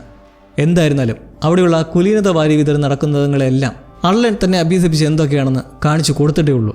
എന്നാൽ ഡഗിൻ്റെ ഉത്സാഹത്തിലും ചൂടിലും ചോരത്തിളപ്പിലും ഉപ്പിലിട്ട ബീഫ് നിന്നുകൊണ്ട് മറ്റൊരു അദ്ദേഹം കൂടി എൽമരത്തിൻ്റെ ചൂട്ടിലിരുന്നായി ഒടുങ്ങുമ്പോൾ എങ്ങനെയുണ്ടായിരുന്നു ഫാം ഡങ്കൻ നെഗിൻ്റെ ഈ എപ്പിസോഡ്?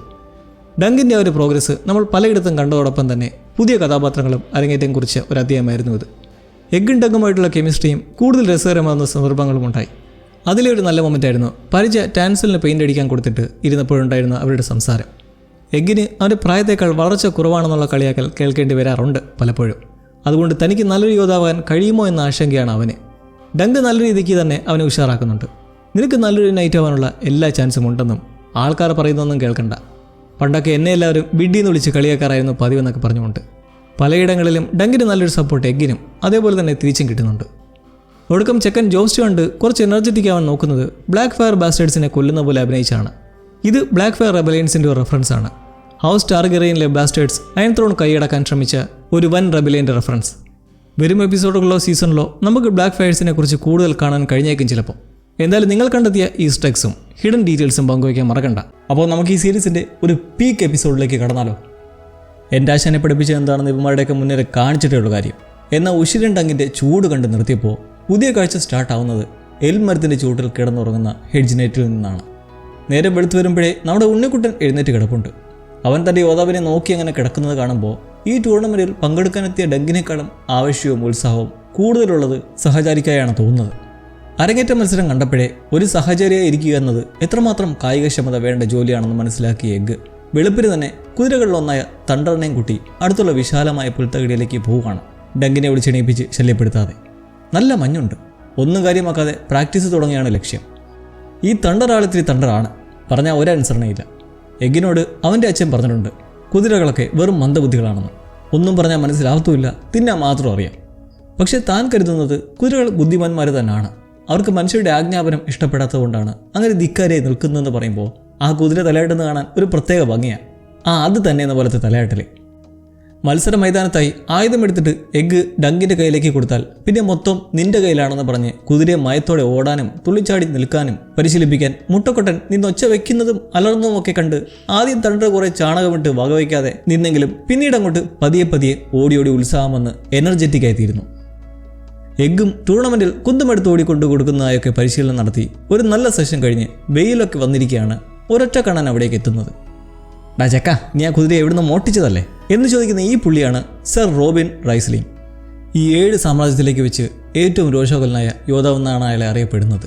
ഒരു കണ്ണു പോയത് 5 കൊല്ലം മുന്നേ നടന്ന ഒരു ജോസ്റ്റ് മത്സരത്തിനിടെയാണ്. എഗ്ഗിന് ഇയാളെ കണ്ടപ്പോഴേ ആളെ മനസ്സിലായി. കുതിരയെ പിടിക്കാൻ ചെല്ലുന്ന റോബിന് നേരെ ചിറയുന്ന തണ്ടറിനെ എഗ്ഗ് മെരുക്കിയെടുക്കുന്നത് കണ്ട് മോട്ടിച്ചുകൊണ്ട് വന്ന അല്ലെന്ന് മനസ്സിലാവുന്നതോടൊപ്പം ഒരു സഹചാരിയാണെന്നും അറിയാനിട വരുന്നു. നീ ഒരു കൊച്ചു ചെക്കനല്ലേ എന്ന ചോദ്യത്തിൽ സർ ഡങ്കൻ നെട്ടോളിൻ്റെ കൂട്ടാളിയാണ് താനെന്ന് പറയുന്നത് കേട്ട് അങ്ങനെ ഒരു പേര് പോലും കിട്ടില്ലെന്ന് പുച്ഛിച്ചുകൊണ്ട് പോകുന്നു.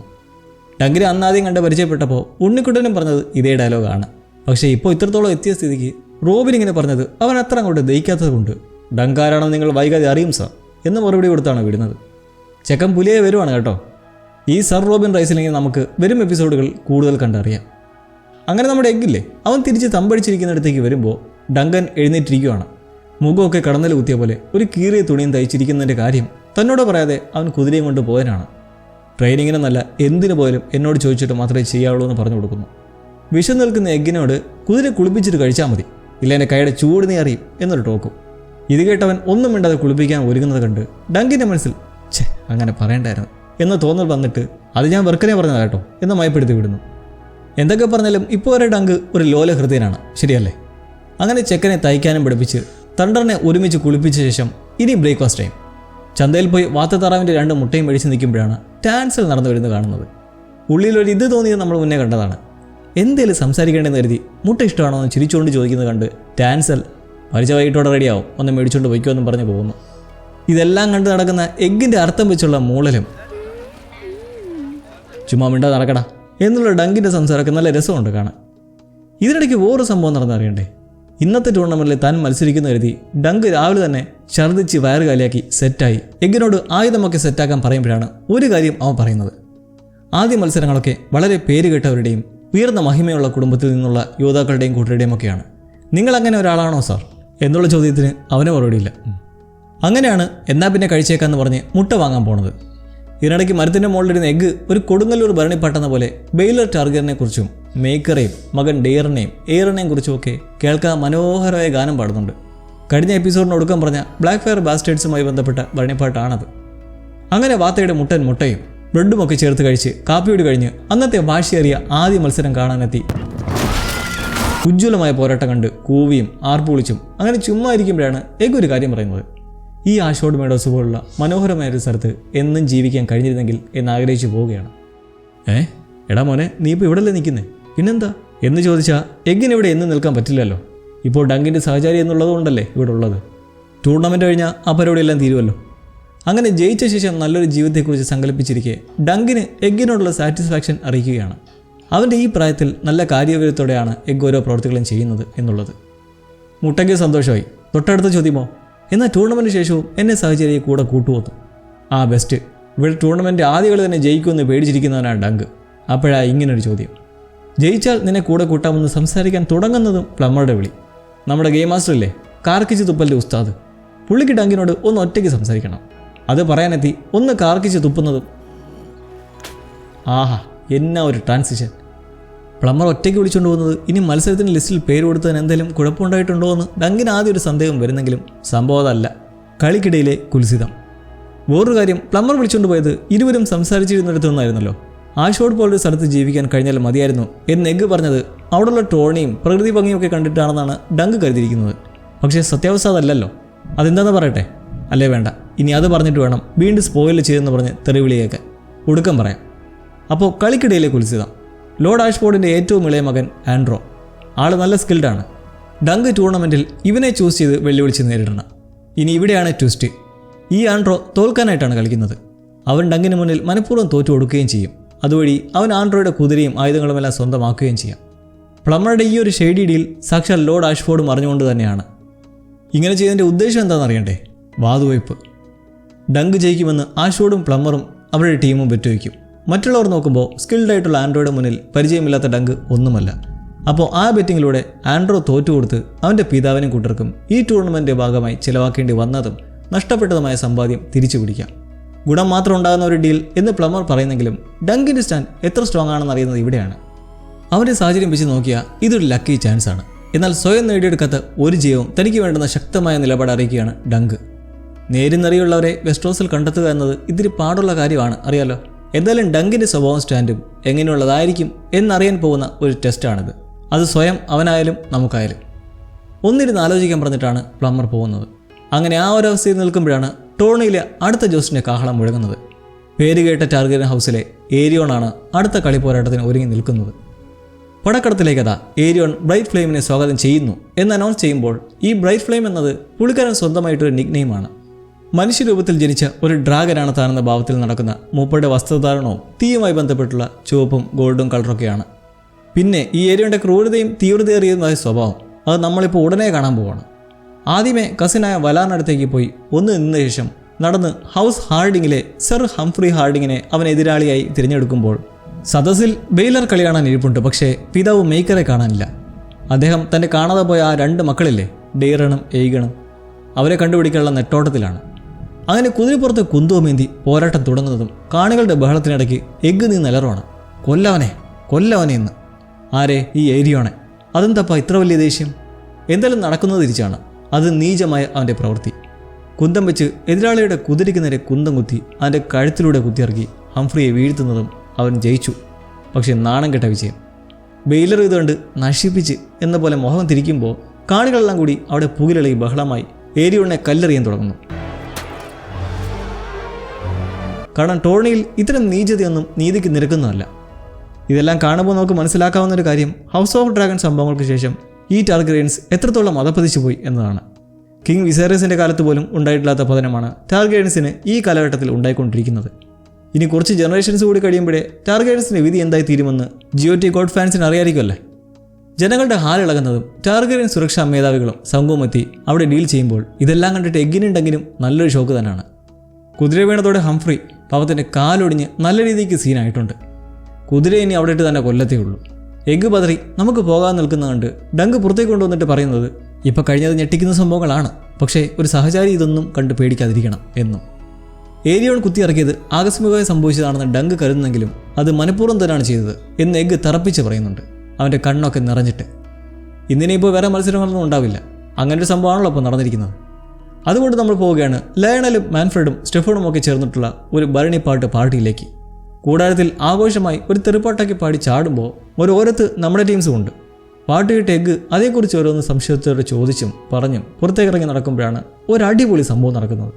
കാർക്കിച്ച് തുപ്പൻ എന്തായി തീരുമാനമെന്ന് തലയാട്ടി ചോദിക്കുന്നതല്ല, അവൻ അതിനൊന്നും പറയാതെ പോകും വഴി ഒരു മുഖലക്ഷണം പറയുന്ന സ്ത്രീ വന്ന് നിൽക്കുവാണ് ഭാവി പറയാൻ വേണ്ടിയിട്ട്. എഗ്ഗിൻ്റെ ഭാവിയെപ്പറ്റി പറയുന്ന നിൽക്കുന്നതും അവർ പറയുന്നതോ, നീ ഒരു രാജാവായേക്കും, നീ തീയാൽ മരണപ്പെടും, നിന്റെ ചിതയിൽ പുഴുവരിക്കും, നിനക്ക് വേണ്ടപ്പെട്ടവരെല്ലാം നിന്റെ മരണത്തിൽ സന്തോഷിക്കും എന്നും. വല്ലാത്തൊരു ലക്ഷണം പറച്ചിലായിപ്പോയി. എഗ്ഗ് ഇതെല്ലാം കേട്ട് കണ്ണുരുട്ടി വിരണ്ടി നിൽക്കുമ്പോൾ ഇതിൽ അടിപൊളി സംഭവം എന്ന് പറഞ്ഞതിൻ്റെ കാര്യം അവസാനം പറയാം. ഡങ്കിന് പക്ഷേ ഇത് കേട്ടിട്ട് ചിരിയാണ് വരുന്നത്. ആരോരും ഇല്ലാത്ത ഇവനൊരു രാജാവാകും പോലും, എന്ത് അസംബന്ധം എന്ന ചിരി. അവിടുന്ന് നടക്കുന്നതും വീണ്ടും റെയ്മൺ ഫോസോവെ കണ്ട് മുട്ടുന്നതും അവൻ വലിയ കാര്യത്തിൽ ഓടി വന്ന് ഡങ്കിനെ സ്മോൾ അടിക്കാൻ വിളിക്കുമ്പോൾ എഗ്ഗ് അവിടെ പപ്പറ്റ് ഷോ നടക്കുന്നുണ്ട്. താൻ അവിടെ പോയി അത് കണ്ട് പരിചയമായി തിരികെ വരാമെന്ന് നിൽക്കുന്നത് കണ്ട് അവനെ പറഞ്ഞിട്ടിട്ട് റെയ്മണൊപ്പം പോകുന്നു. ഉണ്ണിക്കുട്ടൻ്റെ കൂടെ പോയ ടാൻസിൽ നിന്ന് കാണായിരുന്നു. പക്ഷേ റെയ്മണിനൊപ്പം കൂടി ഇരിക്കുമ്പോൾ ചർച്ച ആരെയാണ് എതിരാളിയെ തിരഞ്ഞെടുക്കാൻ പോകുന്നത് എന്നതിനെക്കുറിച്ചാണ്. ആഷ്ഫോർഡിലെ ആൻഡ്രോയെ ആയാലോ എന്നിങ്ങനെ ചിന്തിക്കുക എന്ന് ഡങ്ക് ഒരു ഏറെറിഞ്ഞ് നോക്കുന്നതും റെയ്മൺ അങ്ങനെയാണോ, അവൻ നല്ല കരുത്തനായ പോരാളിയാണെന്നൊക്കെ പറഞ്ഞ് വാഴ്ത്തുന്നുണ്ട്.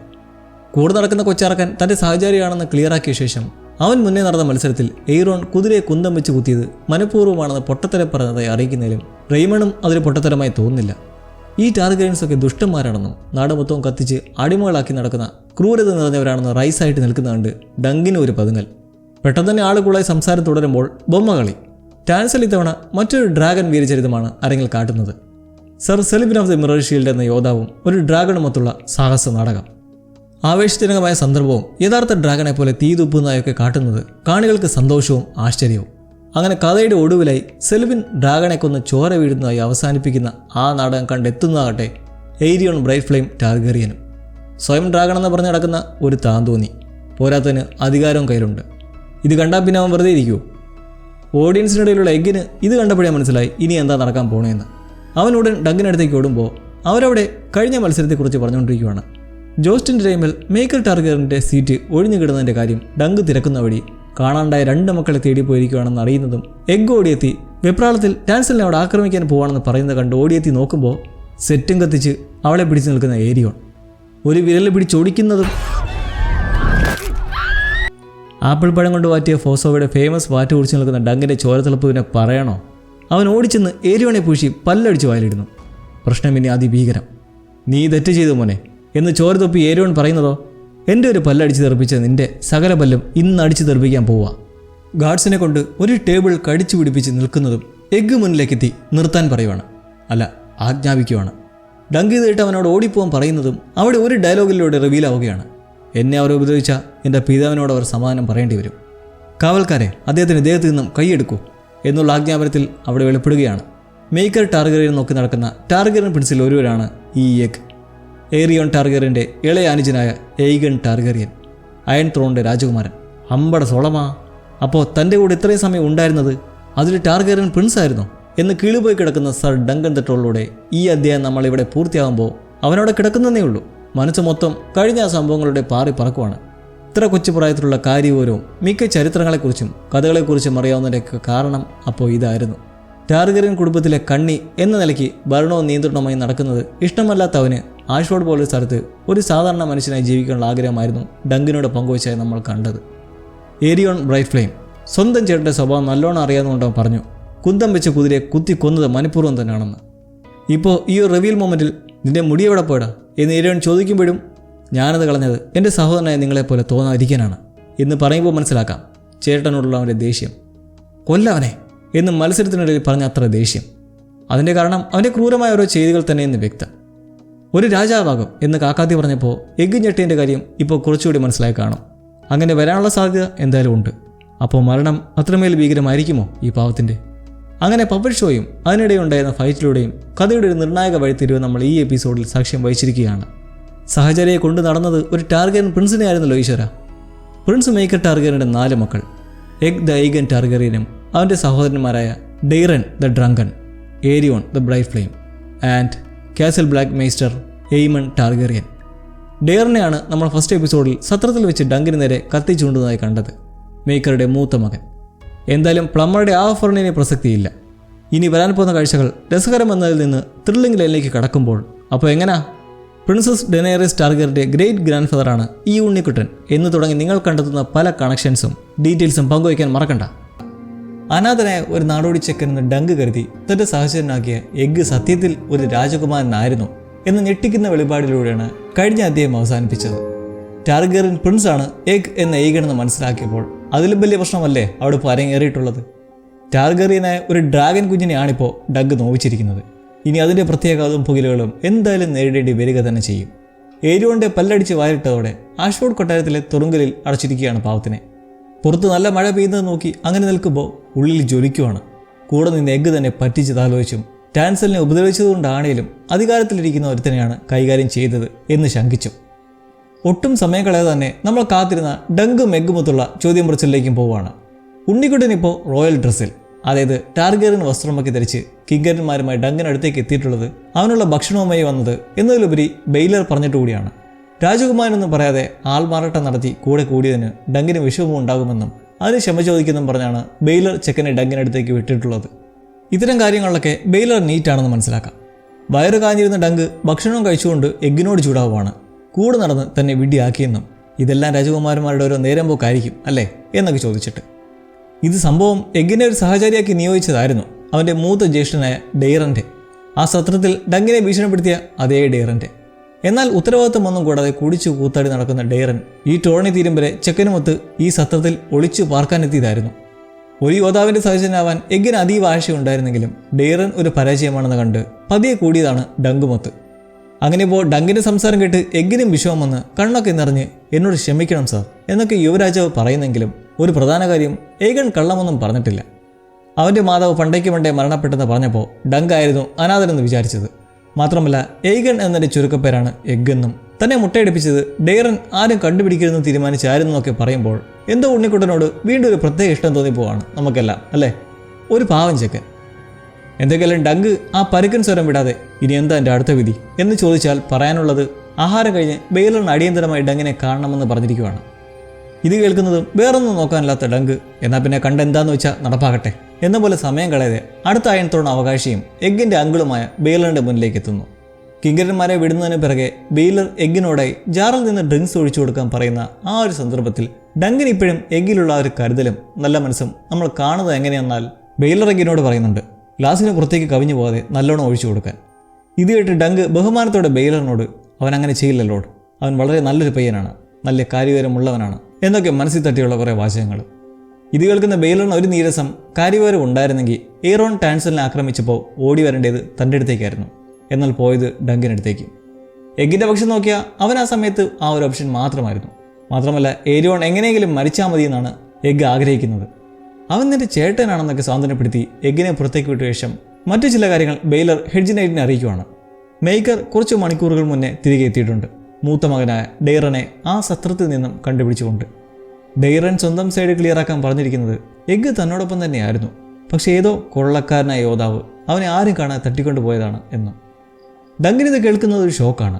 ഒരിക്കലും അങ്ങനെയല്ലെന്ന് അവൻ തീർത്ത് പറയുന്നുണ്ട്. നമ്മൾ കണ്ടതല്ലേ, എഗ്ഗ് താനെ ഡങ്കിനടുത്തേക്ക് വന്നതാണ്. ടാൻസലിൻ്റെ കാര്യം നോക്കിയാൽ അവളിന് രാജ്യദ്രോഹിയാണ്. ഏരിയോൺ അങ്ങനെ ആക്കും, കാരണം ഡ്രാഗൺ എന്നത് ടാർഗറിയൻ്റെ മുഖമുദ്രയാണ്. അതിനെ അപകീർത്തിപ്പെടുത്തി നാടകം കളിച്ചതിലൂടെ ഇൻഡയറക്റ്റായി ടാർഗറിയൻസിനെതിരെ ഒരു വിപ്ലവത്തിന് ആഹ്വാനം ചെയ്യുന്നതായാണ് വരുത്തി തീർക്കുന്നത്. തീർച്ചയായും ബെയ്ലർ അങ്ങനെ വിശ്വസിക്കുന്നില്ല. ഇപ്പോൾ പല്ലടിച്ച് വായിലിട്ടതിന് ഏരിയോൺ ചോദിക്കുന്നത് ഡങ്കിൻ്റെ തലയാണ്, അതായത് അവനെ വധിക്കാൻ. പക്ഷേ എന്തായാലും അത് നടക്കാൻ പോണില്ലെന്ന് പറയുന്ന ബെയ്ലർ ചൂണ്ടിക്കാട്ടുന്നത് ഇതിൻ്റെ കൂടെ ഡെയ്റൻ പറഞ്ഞ കളവുണ്ടല്ലോ, എഗ്ഗിനെ തട്ടിക്കൊണ്ട് വന്നെന്ന് പറഞ്ഞത്. അതും കൂടി ചേർത്ത് വിചാരണയിൽ എന്തായാലും ഡങ്കിന് അനുകൂലമായൊരു സമീപനമാവില്ല ഉണ്ടാവുക. ഇതെല്ലാം കേട്ട് വറയിടായി നിൽക്കുന്ന ഡങ്കിൻ്റെ ചോദ്യം ഒരു തെറ്റ് നടക്കുമ്പോൾ ഇടപെടേണ്ടത് ഒരു യോദ്ധാവിൻ്റെ കടമയല്ലേ എന്നും ബെയ്ലറിന് അത് തള്ളിക്കളയാനും ആവില്ല.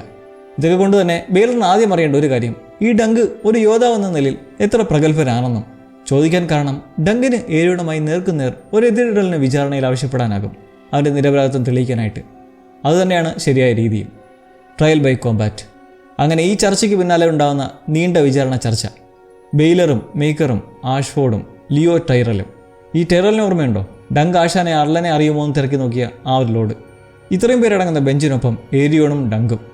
ഡങ്ക് ഇവർക്ക് മുന്നിൽ ട്രയൽ ബൈ കോമ്പാറ്റ് ആവശ്യപ്പെടുമ്പോൾ അറിയാലോ, ബെയ്ലറാണ് ഇവനെ ബുദ്ധി പറഞ്ഞു കൊടുത്തിരിക്കുന്നതിന് പിന്നിൽ. നീതിക്കൊപ്പം നിൽക്കുന്ന ഒരു നല്ല മനസ്സിനുടമയാണ് ബെയ്ലറിനെ നമുക്കിപ്പോൾ കാണാവുന്നത്. എന്നാൽ അവിടെ ഏരിയോൺ ഒരു കരുവെടുത്ത് മുന്നിൽ വയ്ക്കുകയാണ്. Trial of 7. ഇരു കക്ഷികളും നേർക്കുനേർ പോരാടും. ഒപ്പം അവരുടെ ഭാഗത്താണ് ന്യായം എന്ന് വിശ്വസിക്കുന്ന വേറെ ഒരു 6 യോദ്ധാക്കളും കൂടെ ഉണ്ടാകും കോമ്പാറ്റിനായി. നൂറ്റാണ്ടുകൾക്ക് മുന്നുള്ള ഒരു അപൂർവമായ ട്രഡീഷനാണിത്. ഏറെക്കുറെ ഡങ്കിൻ്റെ ട്രയൽ ബൈ കോമ്പാറ്റ് പോലെ തന്നെ. പക്ഷേ വ്യത്യാസം ഇതാണ്, ഒന്നിന് പകരം 7 യോദ്ധാക്കളുണ്ടാവും. മേക്കറിന് പോലും അറിയാത്ത ഈ ട്രയൽ ഓഫ് 7 എന്താണെന്ന് എല്ലാവരോടുമായി ബെയ്ലർ വിശദീകരിക്കുമ്പോൾ ഇതിനിടയ്ക്ക് തന്തയും മോരും തമ്മിൽ ചില്ലറ സംസാരമൊക്കെ നടക്കുന്നുണ്ട്. ഒരു ഹെഡ്ജിനായിട്ട് നേരിടാൻ ഇത്ര പേടി എന്തിനാണെന്നൊക്കെ മേക്കർ ഏരിയോണെ അക്യൂസ് ചെയ്തുകൊണ്ടൊക്കെ. ഏരിയോണിൻ്റെ തീരുമാനം പിതാവിനൊട്ടും ഇഷ്ടപ്പെട്ടിട്ടില്ല. ഒടുക്കം അടുത്ത സൂര്യോദയത്തിൽ ട്രയൽ ഓഫ് 7 തന്നെ നടപ്പാക്കാൻ ആഹ്വാനം ചെയ്യുന്നതോടെ അവനെ പിടിച്ചെടുത്തുകൊണ്ട് പോകുമ്പോൾ നമ്മുടെ ആളവിടെ നിൽക്കുമല്ലേ ഡങ്ക്.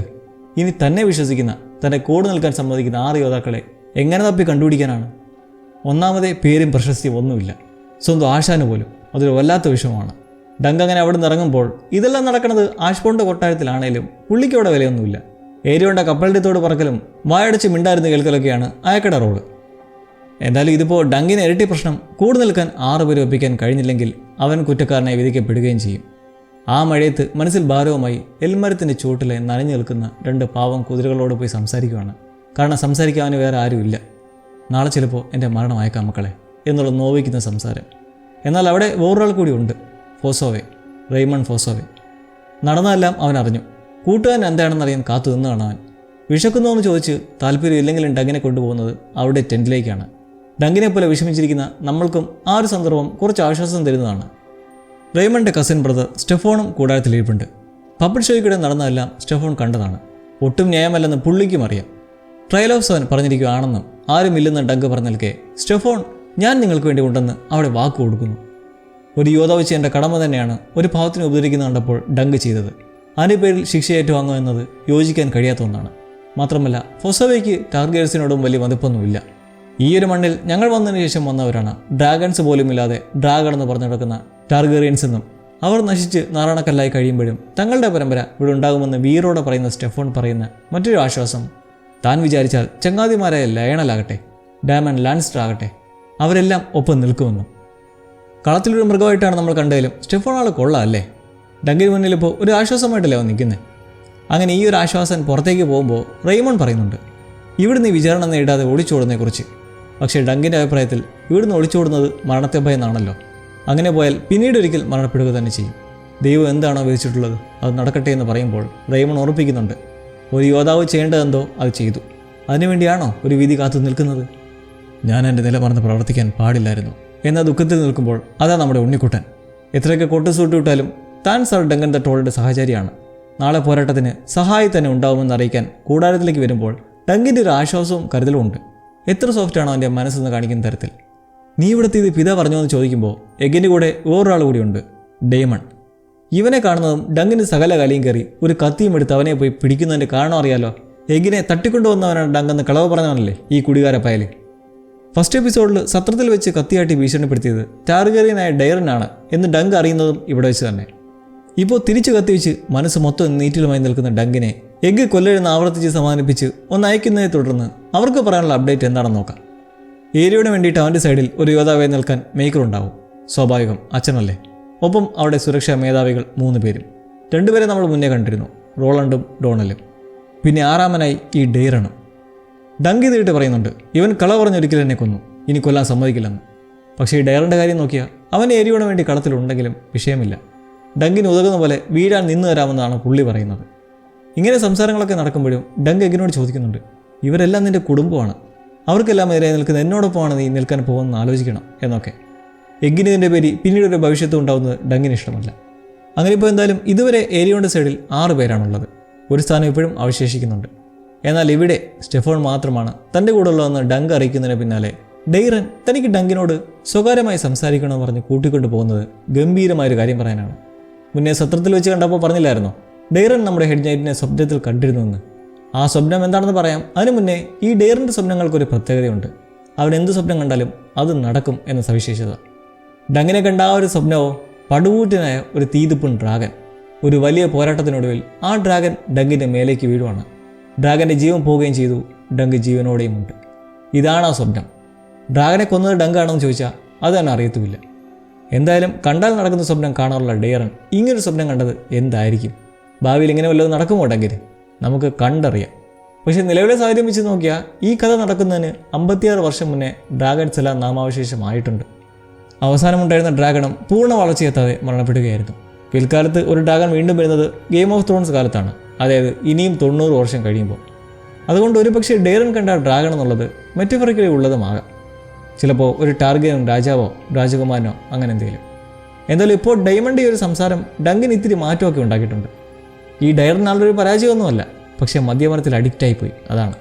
അതിൻ്റെ നല്ല കുറ്റബോധം പുള്ളിയുടെ ഉള്ളിലുണ്ടെന്ന് ഡങ്ക് മുത്തുള്ള സംസാരത്തിൽ തന്നെ അറിയാം. അങ്ങനെ സംസാരം കഴിഞ്ഞ് ഡങ്ക് വീണ്ടും മഴയത്ത് നനഞ്ഞ് നടന്ന് ആ പപ്പൻ ഷോ നടക്കുന്നിടത്തേക്ക് പോകുമ്പോൾ മനസ്സിൽ ഓരോ ചിന്തകളാണ് ടാൻസലിനെ കുറിച്ചുള്ളതൊക്കെ. അവിടെ ചെന്ന് നിൽക്കുമ്പോൾ അവളുടെ ഉപജീവന മാർഗം മൊത്തം തകർന്ന് തരിപ്പണമായി കിടക്കുവാണ്. എല്ലാവരും പോയി കഴിഞ്ഞിരിക്കുന്നു. പോകുന്നതിന് മുന്നേയായി പെയിൻ്റ് അടിക്കാൻ കൊടുത്ത ഡങ്കിൻ്റെ പരിച ആല നടത്തുന്ന സ്റ്റീലിയുടെ കൈകളിൽ ഭദ്രമായി ഏൽപ്പിച്ചിരുന്നു. ടാൻസൽ സംഘവും ആ പ്രദേശം വിട്ട് തന്നെ പോയി കഴിഞ്ഞിരിക്കുന്നു. വെസ്റ്റ്രോസിലെ തരിശു ഭൂമിയ ഡോണിലേക്ക്. എന്ത് കഷ്ടമാണ്. ഡങ്കിനൊരു ഇഷ്ടം കൊണ്ട് തോന്നിയെന്നൊരു പാവമായിരുന്നു അവൾ. ഡങ്കിനിപ്പോൾ സ്വന്തമെന്ന് പറയാൻ ആരും ഇല്ലായിരിക്കാം, പക്ഷേ ചുറ്റും നിൽക്കുന്നവർ അവനോട് കാണിക്കുന്ന സഹാനുഭൂതി, സ്നേഹം, ഒരു താല്പര്യം പിന്നീട് നമ്മളങ്ങോട്ട് കാണുവാണ്. ദേ സ്റ്റീലിൽ നിന്ന് തന്നെ തുടങ്ങാം. ഡങ്കിൻ്റെ ആ പരിച തുരുമ്പിച്ചും കട്ടി കുറച്ചിട്ടുമായിരുന്നു. ഇദ്ദേഹം അവന് വേണ്ടിയിട്ട് അതിൽ പുതിയതും ശക്തവുമായി ഇരുമ്പ് ചേർത്ത് നല്ല ബലമുള്ളതാക്കി. അതിനായി മേടിക്കുന്ന കൂലി പേരിന് വേണ്ടി ഒരു ചെമ്പ് നാണയവും എൽമരവും ഫോളിംഗ് സ്റ്റാറും സൂര്യാസ്തമയം ചേർന്നുള്ള ആ പരിച കാണുന്ന ഡങ്കിന് ഉള്ളിൽ വിങ്ങൽ മാത്രമാണ്. എല്ലാവരും കൈവിട്ടു പോകുന്ന പോലെ അവൻ്റെ മനസ്സിന്. സ്റ്റീലി അവന് ധൈര്യം കൊടുക്കുന്നതോ ഓക്കുമരത്തെയും ഇരുമ്പിനെയും വിശ്വസിച്ചിറങ്ങിയാൽ മരിക്കില്ലെന്ന് അവരുടെ പഴയ വാക്യം ഓർപ്പിച്ചുകൊണ്ടു. അങ്ങനെ ധൈര്യം സംഭരിച്ചിറങ്ങി നിൽക്കെ നേരം വെളുക്കാൻ തുടങ്ങിയിരിക്കുന്നു.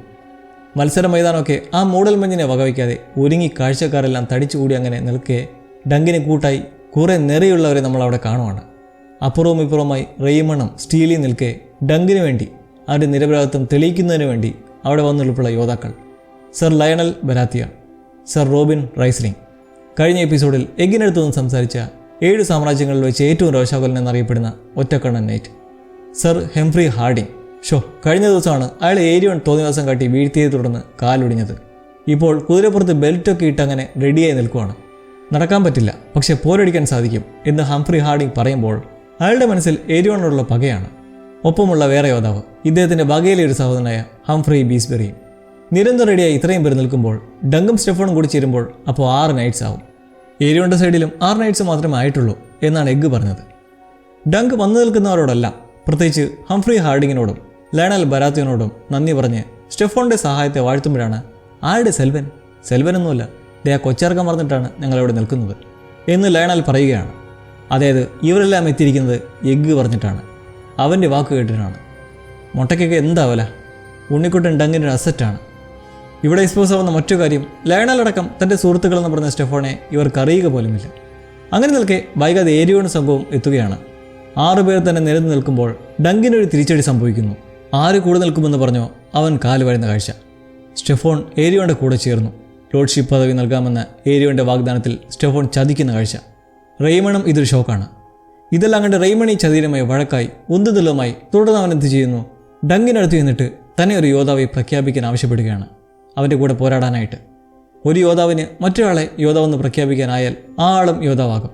ചതി കണ്ട് ഇരുണ്ടു നിൽക്കുന്ന ഡങ്ക് റെയ്മണോടായി ഇതിലേക്ക് വരണ്ട, അപകടമാണെന്ന് നിൽക്കെ ബരാത്തിയോണെത്തി റെയ്മണിൻ്റെ തീരുമാനത്തെ പ്രോത്സാഹിപ്പിക്കുകയാണ്.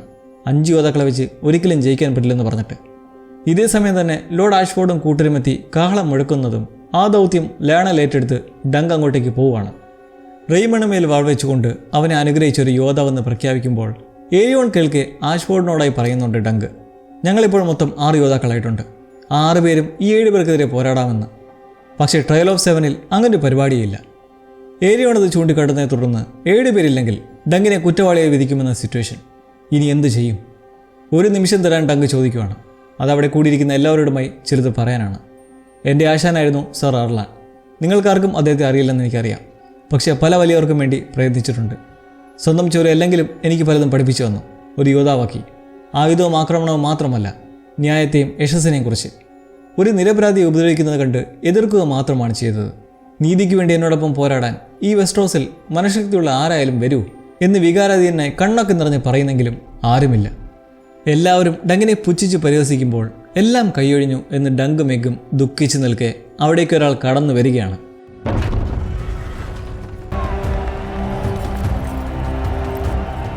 ബെയ്ലർ ടാർഗേറിയൻ. ന്യായത്തിനു വേണ്ടി, നീതിക്ക് വേണ്ടി ഒരു യോദ്ധാവ് ചെയ്ത കടമയുടെ കൂടെ നിരപരാധിക്ക് വേണ്ടി കൂടെ നിൽക്കാൻ അവിടെ ഡങ്കിനു വേണ്ടി പൊരുതാൻ എത്തിയിരിക്കുകയാണ് ടാർഗേറിയൻ്റെ അടുത്ത അവകാശിയായ രാജകുമാരൻ. ഈ ഒരു രോമാഞ്ച മൊമെൻറ്റിൽ ആ മ്യൂസിക്കും ഇട്ടൊരു നൃത്തക്കമുണ്ട്. ആ ത്രില്ലിംഗ് മൊമെൻറ്റിൽ നമ്മൾ ഇമോഷണൽ എപ്പിസോഡ് അവസാനിപ്പിക്കുമ്പോൾ സഹോദരൻ മേക്കറൊക്കെ വന്ന് ചോദിക്കുന്നുണ്ട് ഇതെന്ത് ഭാവിച്ചാണെന്ന്. പക്ഷേ ബെയ്ലർ ന്യായത്തിൻ്റെ പക്ഷത്ത് നിന്ന് പറയുമ്പോഴുണ്ടാവുന്ന ആ ഒരു സുഖമുണ്ടല്ലോ. നമ്മുടെ ഡങ്കിൻ്റെ പക്ഷം ഇപ്പോൾ സ്ട്രോങ് ആയിരിക്കുവാണ്. അത് മതി. ബെയ്ലറിനെ ഉൾപ്പെടെ സംരക്ഷിക്കാമെന്ന് പ്രതിജ്ഞ എടുത്തിട്ടുള്ള സുരക്ഷാ മേധാവികൾ ഇനി എന്തു ചെയ്യുമെന്ന് കണ്ടറിയാം. ഒരുപാട് മനസ്സിനെ ദുഃഖിപ്പിച്ച മൊമെൻറ്റ്സ് ഉള്ള അദ്ദേഹമായിരുന്നു ഇത്. ഡങ്കിനെ പോലെ തന്നെ നമുക്കും.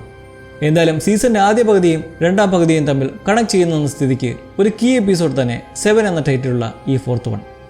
ആര് ജയിക്കും, ആര് മരിക്കും? നിരപരാധിയെ സംരക്ഷിക്കുക എന്നത് ഒരു യോദ്ധാവിൻ്റെ എക്കാലത്തെയും കടമ. ആ കടമ നിറവേറ്റിയതിൻ്റെ പേരിൽ ഡങ്ക് ഇപ്പോൾ പോർമുഖത്താണ്, അവൻ്റെ പക്കലുള്ള ന്യായവും നീതിയും തെളിയിക്കാൻ വേണ്ടിയിട്ട്. എതിർവശത്ത് ആരോപണം ഉന്നയിച്ച് നിൽക്കുന്ന ടാർഗേറിയൻ പ്രിൻസ് ഏരിയോൺ ബ്രൈറ്റ് ഫ്ലെയിമും ഇരുകൂട്ടരുടെയും സൈഡ് വിശ്വസിക്കുന്ന മറ്റു 12 യോദ്ധാക്കളും ഒപ്പം. ട്രയൽ ഓഫ് 7 ആരംഭിക്കാൻ പോവാണ്. ഇനി എന്തൊക്കെ സംഭവിക്കും ഭഗവാനെ? ഡങ്കിൻ്റെ സൈഡിലുള്ള 6 സപ്പോർട്ടേഴ്സിനെ നമ്മൾ പരിചയപ്പെട്ടിരുന്നു. Lyonel Baratheon, Humfrey Hardyng, Raymun Fossoway, Robyn Rhysling, Humfrey Beesbury, ഒപ്പം ടാർഗേറിയൻ വംശത്തിൻ്റെ അടുത്ത അവകാശി പ്രിൻസ് ബെയ്ലർ ബ്രെക്സ്പിയർ. ടീമിലെ ഏറ്റവും പ്രൗഢിയേറിയ ബെയ്ലറിൻ്റെ ഉപദേശത്തിലൂടെയാണ് നമ്മൾ എ നൈറ്റ് ഓഫ് ദ 7 കിങ്ഡംസിലെ 5ാം അധ്യായം തുടങ്ങുന്നത്. എക്സ്പേർട്ടായ ബെയ്ലർ സംഘത്തോട് നിർദ്ദേശിക്കുന്നത് വേറൊന്നുമല്ല, ഒരിക്കലും ധൈര്യം ചോരാതെ നിന്ന് പോരാടണം. കാരണം മുന്നിലുള്ളവർ നമ്മുടെ മരണം മാത്രമാണ് ആഗ്രഹിക്കുന്നത്. ജാഗരൂകരായിരിക്കുക, മരിക്കാനിട വരരുത് ആരും എന്ന് പറയുമ്പോൾ കുന്തവുമേന്തി സഹചര്യനും കളത്തിലുണ്ട് നമ്മുടെ എഗ്ഗ്. അവൻ്റെ അപ്പുറം നിൽക്കുന്ന പുത്തൻ യോദ്ധാവ് റെയ്മണും ഡങ്കും ബെയ്ലറിൻ്റെ വാക്ക് കേട്ട് ഉള്ള ധൈര്യം കൂടി ചോർന്ന് വാൾ വെച്ച് നശിപ്പിച്ച് എന്നുള്ളൊരു സിറ്റുവേഷൻ. ബീസ്ബറിയും ഹാർഡിങ്ങും റോബിനും ലയണലും ഒക്കെ നല്ല സ്ട്രോങ് ആയി കട്ടയ്ക്ക് തന്നെ നെഞ്ചും പിരിച്ച് നിൽപ്പുണ്ട്. ഏരിയോൻ്റെ ടീമിലെ 3 കിങ്സ് കാർഡില്ലേ ടാർഗേറിയൻസിനെ സംരക്ഷിക്കുക എന്ന ശബ്ദമെടുത്തവരാണ് ഈ മൂവരും. അതുകൊണ്ട് ബെയ്ലറിനെ അറ്റാക്ക് ചെയ്യാൻ അവർക്ക് കഴിയില്ലെന്ന് ബെയ്ലർ തന്നെ കൂട്ടരോടായി പറഞ്ഞ് മനസ്സിലാക്കി. അങ്ങനെ മത്സരക്കളത്തിലേക്ക് ഓരോരുത്തരായി പോകുമ്പോൾ എന്തോ പറയാൻ വരുന്ന എഗ്ഗിനോട് ഡങ്ക് കുന്തം തരാൻ ആവശ്യപ്പെട്ട ശേഷം ഒരു പ്രതീക്ഷയെന്നോണം, ഞാൻ തിരിച്ചു വരുമ്പോൾ നിന്നെ ഇവിടെ കണ്ടില്ലെങ്കിൽ എൻ്റെ എന്തെങ്കിലും നീ മോട്ടിച്ച് നിറഞ്ഞ പട്ടി വിട്ട് ഘടിപ്പിക്കും എന്ന് പറഞ്ഞുകൊണ്ട് പോകുന്നു. മുന്നേ ടാർഗേറിയൻസ് എത്തുന്ന സമയം പറഞ്ഞ അതേ വാചകം.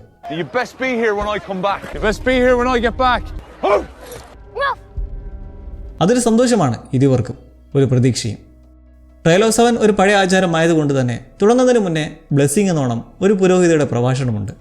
ഈ പരീക്ഷണത്തിൽ ന്യായം വിജയിക്കട്ടെ, സത്യം തെളിയട്ടെ, നിരപരാധിക്ക് നീതി ലഭിക്കട്ടെ എന്നൊക്കെ. ഈ ട്രയൽ ഓഫ് 7 കൊണ്ടുവന്ന ആൻഡിൽസിൻ്റെ സിമ്പിളാണ് ഇവരുടെ വസ്ത്രത്തിലായി കാണുന്ന ആ നക്ഷത്ര ചിഹ്നം. അങ്ങനെ ബ്ലെസ്സിങ് പറയുന്നതിന് പിറകെ കാഹളം മുഴങ്ങുവാണ്. ആ പണ്ടാരത്തിൻ്റെ ഒച്ച കേൾക്കുമ്പോൾ തന്നെ പാതി ജീവനങ്ങ് പോകും. സഹചാരി അടിക്കടി യോദ്ധാവിനെ സജ്ജീകരിക്കുന്ന ജോസ്റ്റ് പോരാട്ടമല്ലാത്തതുകൊണ്ട് എഗ്ഗ് കാണികൾക്കിടയിലായിരുന്ന് ഡങ്കിന് വേണ്ടി ശബ്ദമുയർത്തുമ്പോൾ ഏരിയോണ സംഘവും കുതിര അടിച്ചുകൊണ്ട് മുന്നോട്ട് അടുക്കുന്നത് കണ്ട് ഡങ്കിനാകട്ടെ തല കറങ്ങി അണച്ചണച്ച് അവനും കുതിരയുമായി പാഞ്ഞെടുക്കുന്നെങ്കിലും ഏരിയോൺ അറ്റ് ദ ഫസ്റ്റ് മൊമെൻറ്റ് തന്നെ സ്ട്രൈക്ക് ചെയ്യുവാണ്. കുന്തം വെച്ച് ഡങ്കിൻ്റെ വയറ്റിൻ്റെ സൈഡിലായി കുത്തുകയും ചെയ്യുന്നു. ഒപ്പം അവൻ്റെ ആ സിജിൽ പരിച ഒറ്റയടിക്ക് തകർക്കുകയും ചെയ്യുന്നതോടെ അവിടെ ഏരിയോൻ്റെ മുന്നേറ്റത്തിന് ഒരു പാളിച്ചയുമില്ലാതെ തുടക്കമാവുകയാണ്. ഒടിഞ്ഞു കയറിയ കുന്തത്തിൻ്റെ കഷ്ണം ഹെഡ്ജിനായിട്ട് വലിച്ചൂരി നിൽക്കെ ബൽവാൾ ദേവൻ്റെ പോലത്തെ ഒരു ഗദ വെച്ച് ഏരിയോൺ വന്ന് ഡങ്കിന് നേരെ ഒറ്റ വീശി പോയി. ആളമൈൻറ്റോട്ടായി. ബ്രൂട്ടലായിട്ടൊരു തുടക്കം. വളരെ കുറച്ച് നേരത്തേക്ക് ഡങ്കിൻ്റെ ബോധം പോകുന്നതായി നോവലിലുണ്ട്. എന്തായാലും ക്രിയേറ്റേഴ്സ് ഈ ഒരു അവസരം തന്നെ മുതലെടുത്തിരിക്കുകയാണ്. എന്തിന്? ഡങ്കിൻ്റെ ഫ്ലാഷ് ബാക്കിന്. പോരാട്ടത്തിലെ അടുത്തടി വീഴും മുന്നേ ഡങ്ക് ആരാണെന്നും എന്താണെന്നും നമ്മൾ അറിയുവാണ്. വെസ്റ്റ്രോസിലെ ദാരിദ്ര്യം പിടിച്ചതും അപകടമേറിയതുമായ ഫ്ലീ ബോട്ടം എന്ന പ്രദേശത്ത് അമ്മ ഉപേക്ഷിക്കപ്പെട്ട് വളർന്ന ഒരു അനാഥ ചക്കൻ. കിങ്സ് ലാൻഡിങ്ങിന് പുറമേയുള്ള ക്ലൗൺ ലാൻഡ്സിൽ നടന്ന ബ്ലാക്ക് ഫയർ റെബലിയൻ്റെ കലാശ യുദ്ധമായ ഡ്രെഡ് ഗ്രീൻഫീൽഡ് ബാറ്റിൽ ഡെയ്മൻ ലാനിസ്റ്ററിന്റെ പതനവും കഴിഞ്ഞ് തകർന്ന് തരിപ്പണമായി ശവപ്പറമ്പായി കിടക്കുന്ന യുദ്ധഭൂമിയിൽ അരിച്ചു പെറുക്കുന്ന കൊച്ചു ഡങ്കും അവൻ്റെ സുഹൃത്തായ റെയ്ഫും. വയറ്റിപ്പിഴപ്പിനായിട്ട് അവിടുന്ന് തടയുന്ന എന്തേലും എടുത്ത് വിറ്റ് 4 അണ ഉണ്ടാക്കണമെന്ന ഉദ്ദേശം മാത്രമാണ് ഈ പൈതങ്ങൾക്ക്. അനാഥരല്ലേ, ആർക്കും വേണ്ട ദരിദ്രരായി കഴിയുന്ന ഫ്ലീ ബോട്ടത്തിലെ കുറേ ശാപജന്മങ്ങളുള്ള 2 പേർ. കുതിരയ്ക്കിടയിൽ കിടന്ന് മരണശ്വാസം എടുക്കുന്ന ഒരു പോരാളിയെ കണ്ട് അയാളെ ജീവനോടെ മലയുയർത്തിക്കൊണ്ടെത്തിച്ച ചിലപ്പോൾ എന്തെങ്കിലും പാരിതോഷികം കിട്ടുമെന്ന് പറഞ്ഞെടുക്കാൻ ശ്രമിക്കുന്നതിലും അയാൾ വൈകാതെ പ്രാണൻ വെടിയുന്നു. പിന്നാലെ കിട്ടുന്ന ഷീൽഡും മറ്റു കൊച്ചു കൊച്ചു കനത്തിലുള്ള സാധനങ്ങളും അടിച്ചെടുത്ത് നടക്കുമ്പോഴാണ് ഇവിടെ പ്ലാൻ അറിയുന്നത്. ഫ്ലീ ബോട്ടമിൽ എന്തായാലും സ്വസ്ഥമായി ജീവിക്കാൻ പറ്റില്ല. ഡങ്കിനോട് അവൻ്റെ മറ്റു 2 സുഹൃത്തുക്കളായ പുഡിങ്ങും ഫെററ്റും പറഞ്ഞത് യുദ്ധം കഴിഞ്ഞു, ഇനി പട്ടിണി കിടക്കാതെ തിന്നാൻ കിട്ടും, സുഖമായി ജീവിക്കാം എന്നൊക്കെയാണ്. എന്നാൽ റൈഫിന് വ്യക്തമായ ബോധമുണ്ട്, താൻ തോന്നികൾ നിറഞ്ഞ ഈ പ്രദേശത്ത് ഇന്നല്ലെങ്കിൽ നാളെ പല പ്രതികാര കലഹങ്ങളുണ്ടായി നശിച്ചു പോകത്തേ ഉള്ളൂ എന്ന്. അതുകൊണ്ട് കിങ്സ് ലാൻഡിംഗ് വിട്ട് കപ്പൽ കയറി നാടുവിടാൻ വേണ്ടിയിട്ടാണ് ഈ മോഷണവും അതിൽ നിന്ന് കിട്ടുന്ന നക്കാപ്പിച്ചയുടെ ആവശ്യമൊക്കെ. യുദ്ധമുഖത്ത് നിന്ന് ഓരോന്ന് കവരുമ്പോൾ ഇടയിൽ ഡങ്ക് പറയുന്നുണ്ട്, നമുക്കൊരു ഡ്രാഗൺ ജീവിക്കുന്നത്രയും കാലത്തോളം കട്ടുപിടിക്കാനുള്ള വസ്തുക്കളുണ്ടല്ലേ ഇവിടെ എന്ന്. റെഡ് ഗ്രാസ് ഫീൽഡിലെ പോരാട്ടത്തിൽ 10,000-ലേറെ പോരാളികൾ മരിച്ചു വീണതായാണ് പറയപ്പെടുന്നത്. അപ്പോൾ അത്രയും സാധനങ്ങൾ ലൂട്ട് ചെയ്യാൻ ജനങ്ങൾ പലരും മാസങ്ങളും വർഷങ്ങളും കടന്നുവരെ ഇവിടെ എത്തുകയുണ്ടാവും എന്ന് സൂചിപ്പിക്കുന്ന ഒരു ടോക്കാണിത്. മറ്റൊരു ഇൻട്രസ്റ്റിംഗ് ഡീറ്റെയിൽ, ഇവിടെ ഡങ്കും റൈഫും കുതിരയുടെ അടിയിൽ നിന്നെടുക്കാൻ ശ്രമിക്കുന്നത് ഹൗസ് ഫ്രൈയിലെ ഒരു മെമ്പറിനെയാണ്. ഡെയ്മണ്ട് ബ്ലാക്ക്ഫയറിനെ ഹൗസ് ഫ്രൈ സപ്പോർട്ട് ചെയ്തിരുന്നതായി ബുക്കുകളിൽ പരാമർശിക്കപ്പെടുന്നില്ലെങ്കിലും ഒരു വലിയ സൂചന ഡങ്ക് ആൻഡ് എഗ് നോവൽ സമാഹാരത്തിലെ ദ മിസ്റ്ററി നൈറ്റ് എന്ന ബുക്കിൽ കൊടുത്തിട്ടുണ്ടായിരുന്നു. അടുത്ത് വരാൻ പോകുന്ന സീസണിലെ ഡീറ്റെയിൽ അവർ ഈ ഫസ്റ്റ് സീസണിൽ തന്നെ കാണിച്ചിരിക്കുകയാണെന്ന് സാരം. അങ്ങനെ ചേരിയിൽ ചെന്ന് കളക്ട് ചെയ്ത സാധനങ്ങൾ കൊടുത്തു കിട്ടിയ 2 ചെമ്പ് നാണയവും കൊണ്ട് ഭദ്രമായി സൂക്ഷിക്കുമ്പോൾ ഈ കൊടുക്കുന്നതിൽ ബ്ലാക്ക് ഫയഴ്സിൻ്റെ മുദ്രയുള്ള ചില ലെതറുകളുണ്ടായിരുന്നു. കടക്കാരൻ അപ്പോൾ തന്നെ തിരിച്ചേൽപ്പിച്ച് പറയുന്നത്, ഡാ ചക്ക, ഇതിനൊന്നും ഒരു വിലയില്ല, ഡെയ്മണ്ട് ലാൻസ്റ്ററൊക്കെ മരിച്ചു, ഇനി ഇവിടെ ഡ്രാഗൻസിൻ്റെ വാഴ്ചയാണ്. ദീർഘകാലങ്ങളായി നടന്നു വന്നിരുന്ന ഭരണത്തിനു വേണ്ടിയുള്ള വിപ്ലവത്തെ തകർത്ത് ടാർഗേറിയൻസ് വിജയം കണ്ട് കൂടിപ്പറച്ച കാര്യമാണ് പുള്ളി പറയുന്നത്. ബ്ലാക്ക് ഫയർ ലെതേഴ്സ് വരെ ഇപ്പോൾ അവിടെ ദേശദ്രോഹ വസ്തുവായി കഴിഞ്ഞു. അങ്ങനെ റേഫ് ആ കിട്ടിയ പൈസയുമായി ആരും കാണാത്ത ഒരിടത്ത് വെച്ചിട്ടുള്ള ഒരു പെട്ടി തുറന്ന് മുൻകൂട്ടി ശേഖരിച്ച് നാണയങ്ങളും നോക്കി നമുക്ക് പോകാനുള്ളതായി എന്ന് പറയുമ്പോൾ ഡങ്കിന് 2 ആശങ്കയുണ്ട്. ഇനി ചിലപ്പോൾ കപ്പലേറി പോകുന്ന സ്ഥലം ഇപ്പോൾ ഉള്ളതിനേക്കാളും മോശമാണെങ്കിലോ, അതല്ലെങ്കിൽ പോകുമ്പോഴിനി സ്വന്തം അമ്മ അങ്ങനെ തിരിച്ചന്വേഷിച്ച് വന്നാലോ. സംഭവം മണ്ടേ ഡങ്കിൻ്റെ അമ്മ അവനെ ഉപേക്ഷിച്ച് പോയതാണേലും ഇപ്പോഴും അവൻ്റെ ഉള്ളിലൊരു പ്രതീക്ഷയുണ്ട്, തിരികെ വന്ന് കൂട്ടിക്കൊണ്ട് പോകുമെന്നൊക്കെ. റേഫിന് അവൾ കണ്ടനുഭവിച്ചിൽ വെച്ചിട്ടറിയാം, അങ്ങനെയുള്ള മനസ്സുണ്ടായിരുന്ന അമ്മമാരുണ്ടായിരുന്നേ ഒരിക്കലും കൊണ്ടിങ്ങനെ കളയില്ലായിരുന്നു. ഡങ്കിന് റേഫിനോട് ഇഷ്ടമുണ്ട്, അതേപോലെ തന്നെ തിരിച്ചു. 2 പേർക്ക് ഒരുമിച്ച് ജീവിക്കാമെന്നങ്ങനെ വൈകാതെ തന്നെ കപ്പലിൽ കയറി പറ്റാനുള്ള സൗകര്യത്തിനായി അതുമായി ബന്ധപ്പെട്ട ഒരാൾക്കടുത്തേക്ക് എത്തുന്നതിലും പ്രശ്നം ഇപ്പോൾ ഉള്ളതിനേക്കാളും ഇരട്ടി വേണം കപ്പൽ കയറി പറ്റാൻ. ഇപ്പോൾ കാര്യം ഇങ്ങനെ രൂക്ഷമാകാൻ കാരണം ബ്ലാക്ക് ഫയറിനെ നാമാവശേഷമാക്കിയതോടെ അവിടെയുള്ള ജനങ്ങൾ പലരും നാടുവിടാനുള്ള ശ്രമത്തിലാണ്, ഇനിയുള്ള ഭരണത്തിനെ പേടിച്ചിട്ട്. അങ്ങനെ അരിശത്തോടെ ഇറങ്ങാൻ പിടിക്കാണ് അലിസ്റ്റർ മുന്നിൽ വന്ന് നിൽക്കുന്നത്. ഈ അലിസ്റ്റർ ചേരിയിലെ തന്നെയുള്ള ഒരു തരികിടയാണ്. പിടിച്ചു പറയൊക്കെ തൊഴിലായി കൊണ്ടു നടക്കുന്ന ഇവൻ്റെ മുന്നിലൂടെയായിരുന്നു ബാറ്റിൽ ഫീൽഡിൽ നിന്നെടുത്ത വസ്തുക്കൾ കൊണ്ടുപോയത്. ഇത് കണ്ടവൻ പിള്ളേരോട് എന്താണെന്ന് ചോദിച്ചു കേൾക്കെ അതിനിടെ കൂടി 2 പേർ പോകുന്ന ഗ്യാപ്പിൽ പിള്ളേർ 2 സ്കൂട്ടായി. ഒപ്പം റെയ്ഫ് അലിസ്റ്ററിൻ്റെ ഒരു ബിയർ ഊപ്പി അങ്ങ് ഇസ്കി. മോഷണക്കാരി ചില്ലറക്കാരിയല്ല റെയ്ഫും. അങ്ങനെ ഇപ്പോൾ വേറൊരുത്തനുമായി അലിസ്റ്റർ അറിയാതെ മുന്നിൽ വന്ന് നിൽക്കുന്നതും എവിടെ എൻ്റെ ബിയർ ഊപ്പി എന്ന് ചോദിച്ച് കയ്യിലെ സഞ്ചി നോക്കി നാണയം കാഴ്ചയും കാണുന്നതോടെ പിന്നെ രക്ഷയുണ്ടോ, അവന്മാരത് കൈക്കലാക്കുവാണ്. ദേഷ്യം മൂത്ത് നിൽക്കുന്ന റെയ്ഫിനടുത്തേക്ക് ചെന്ന് വല്ലാത്തൊരു നോട്ടം നോക്കുന്ന അലിസ്റ്ററിൽ നിന്ന് മാറി തിരിച്ച് നടക്കുമ്പോൾ പണം പോയെങ്കിലും അവളുടെ ആശ്വാസം അവൻ്റെ കത്തി അവളിപ്പോൾ മോഷ്ടിച്ചിട്ടുണ്ട്, നല്ല വില കിട്ടുകയും ചെയ്യും. നിർഭാഗ്യവശാൽ പിന്നെ സംഭവിക്കുന്ന ദയനീയമായ കാര്യമാണ്. കത്തി മോഷ്ടിച്ചെന്ന് അപ്പോൾ തന്നെ പിടിച്ചു നോക്കി മനസ്സിലാക്കുന്നതും നായിൻ്റെ മോളെ എന്ന് പറഞ്ഞ് പിടിച്ചു നിർത്തി റെയ്ഫിൻ്റെ കയ്യിൽ നിന്ന് കത്തിയെടുത്ത് മുന്നും പിന്നും നോക്കാതെ ഒരൊറ്റ വെട്ട് കഴുത്തിൽ. റെയ്ഫ് മുന്നേ പറഞ്ഞത് ശരിയാണ്, എന്ത് സംരക്ഷണവും സുരക്ഷയുമാണ് ഈ നരകപ്രദേശത്ത് മനുഷ്യർക്കുള്ളത്. റെയ്ഫ് മരിച്ചു, കഴുത്ത് കയറിപ്പോയ പിന്നെ എന്ത് ചെയ്യാനാണ്. ആ ഷോക്കിൽ ഡങ്ക് ഈ ദ്രോഹിയുടെ മേൽ ചാടിക്കയറി അവൻ്റെ ചെവി കടിച്ചു പറിക്കുന്നതൊക്കെ തൊട്ടപ്പുറത്തെ മുറിയിലിരുന്ന് ഒരുവൻ കാണുന്നുണ്ടായിരുന്നു. ചെക്കൻ്റെ കാലിൽ വാൾ വെച്ച് കുത്തി അവനെയും തീർക്കാൻ തുനിഞ്ഞപ്പോൾ അവിടേക്ക് ചെക്കനെ തൊട്ട് പോരുത് എന്ന് പറഞ്ഞെത്തി. വാളുമായി വാളും വെച്ചുകൊണ്ട് ഡങ്കിന് മുന്നിൽ അന്ന് ആദ്യമായി പ്രത്യക്ഷപ്പെടുകയായിരുന്നു പുതിയ ജീവിതമായി സർ ആർലൻ ദ പെനിട്രി. തീർച്ചയായും നിരപരാധിയെ ഉപദ്രവിക്കുന്നത് കണ്ടാൽ ഒരു യോദ്ധാവിൻ്റെ കടമ എന്താണ്? In the name of the mother defend the innocence. അർലാൻ കുടിച്ചതിൻ്റെ ഫിറ്റിലും 2മായി പോരാടി ഒരുത്തിൻ്റെ തലയരിഞ്ഞും മറ്റവനെ കുത്തിക്കൊന്നും വീഴുന്ന ഉജ്ജ്വല കാഴ്ച. അർലാൻ ആളൊരു പുലി തന്നെയായിരുന്നു എന്ന് ഇവിടെ ക്ലിയറാക്കി തിരിച്ചു പോകുമ്പോൾ ഡങ്ക് അവൻ്റെ പരിതാപകരമായ അവസ്ഥ. ഒരേ ഒരു കൂട്ടായിരുന്ന റെയ്ഫ് ഇപ്പോൾ നിശ്ചലമായി കിടക്കുവാണ്. സ്വാഭാവികമായും ഇനി അവൻ്റെ റൂട്ട് പോകുന്നത് അർലനിലേക്കാണ്. റെയ്ഫിനോട് യാത്ര പറഞ്ഞ് ഇനി എന്ത് ചെയ്യണമെന്നോ എങ്ങോട്ട് പോകണമെന്നോ ഒരു മാർഗവുമില്ലാതെ ആ മുറിഞ്ഞ കാലമായി അവൻ അർലനെ പിന്തുടരാൻ തുടങ്ങി. 3 സുന്ദര കുതിരകളെ മേയിച്ച് നീങ്ങുന്ന അയാളുടെ പിന്നാലെ നടന്നു. രാത്രി ഒരു കാട്ടുപ്രദേശത്ത് വിശ്രമിക്കുന്ന സമയത്തായി അവിടേക്ക് അവനെത്തി ആ കൊള്ളക്കാരെ കൊന്ന വാളും യോദ്ധാവിൻ്റെ ഒരു വസ്തുക്കളും ആഗ്രഹത്തോടെ എടുത്ത് നോക്കി. അർലൻ തമ്പടിച്ചിരിക്കുന്നതിനടുത്തായി ഒരു കൊച്ചു കുഴിമാടം കാണാം. അത് ആശാൻ്റെ അനന്തരവൻ്റെയാണ്. ദിവസങ്ങൾക്ക് മുന്നേ നടന്ന ആ റെഡ് ഗ്രാസ് ഫീൽഡ് ബാറ്റിൽ പൊലിഞ്ഞതാണ് റോജർ ഓഫ് ദ പെനിട്രി എന്ന മരുമകൻ്റെ ജീവൻ. അവൻ പോയ വിഷമം കൂടാണ് എപ്പോഴും ഇങ്ങനെ കുടിയനായി നടക്കുന്നതിൻ്റെ റീസൺ. മാത്രമല്ല ആ അടക്കിയിരിക്കുന്ന ഭാഗത്തെ ആ പൂക്കളൊന്ന് ശ്രദ്ധിച്ചാൽ തുടക്കത്തിൽ ഡങ്ക് അർലൻ്റെ കബറിൽ വെച്ച് കൊടുക്കുന്ന അതേപോലത്തെ പുഷ്പങ്ങളാണ്. നിലവിൽ തൊട്ടടുത്തുണ്ടെങ്കിലും അർലനോട് നേരിട്ട് ഇടപെടാൻ ഡങ്കിന് ചെറിയ പേടിയുള്ള കൂട്ടത്തിലായതുകൊണ്ട് പട്ടിണി കിടന്നും ചെളിവെള്ളം കുടിച്ചും അത് ഛർദ്ദിച്ചും തണുപ്പത്ത് കിടങ്ങി വിറച്ചുമൊക്കെ അവനാവുന്ന രീതിക്ക് അർലനെ പിന്തുടർന്നുകൊണ്ടിരുന്നു. ഒരു രാത്രി അങ്ങനെ ആശാന്റെ സ്ഥിരം വെള്ളമടിയും ഗാനമേളയും അഭ്യാസങ്ങളും ഒക്കെ നടത്തി ആ ബോധയിൽ ശരീരത്തിലെ കെട്ടുപാടുകളൊന്നും ഊരാതെ വീണുറങ്ങിപ്പോയി. അതുകൊണ്ട് എന്താ സംഭവിച്ചത്? രാവിലെ എണീക്കുമ്പോൾ കത്തി ഉറിച്ച് പള്ളക്ക് കയറിപ്പോയി ചോരയൊക്കെ പോയിരിക്കുന്നു. കട്ടിക്കടിച്ചതിൻ്റെ കെട്ടുവിടാണ്ട് കുതിരപ്പുറത്തേറി നിൽക്കുമ്പോഴാണ് ലോണിൻ്റെ ദൂരെ ചുരുണ്ടുകൂടി കിടക്കുന്ന ഡങ്കിനെ കാണുന്നത്. അവശനെ കിടക്കുന്ന അവൻ്റെ അടുത്തേക്ക് ചെന്ന് അള്ളൻ മുഴിഞ്ഞു. എണീക്കടാ. അവിടുന്ന് തുടങ്ങി അനാഥപ്പയ്യൻ്റെ ഒരു പുതു ജീവിതം. ഇതെല്ലാം നോവലിലില്ലാത്ത ഡങ്കിൻ്റെ ഒരു ബാക്ക് സ്റ്റോറി ആണെങ്കിലും നല്ല യോജിച്ചു പോകുന്ന ഒരു ഒറിജിനൽ സ്റ്റോറി തന്നെയാണിതെന്ന് നിസ്സംശയം പറയാം.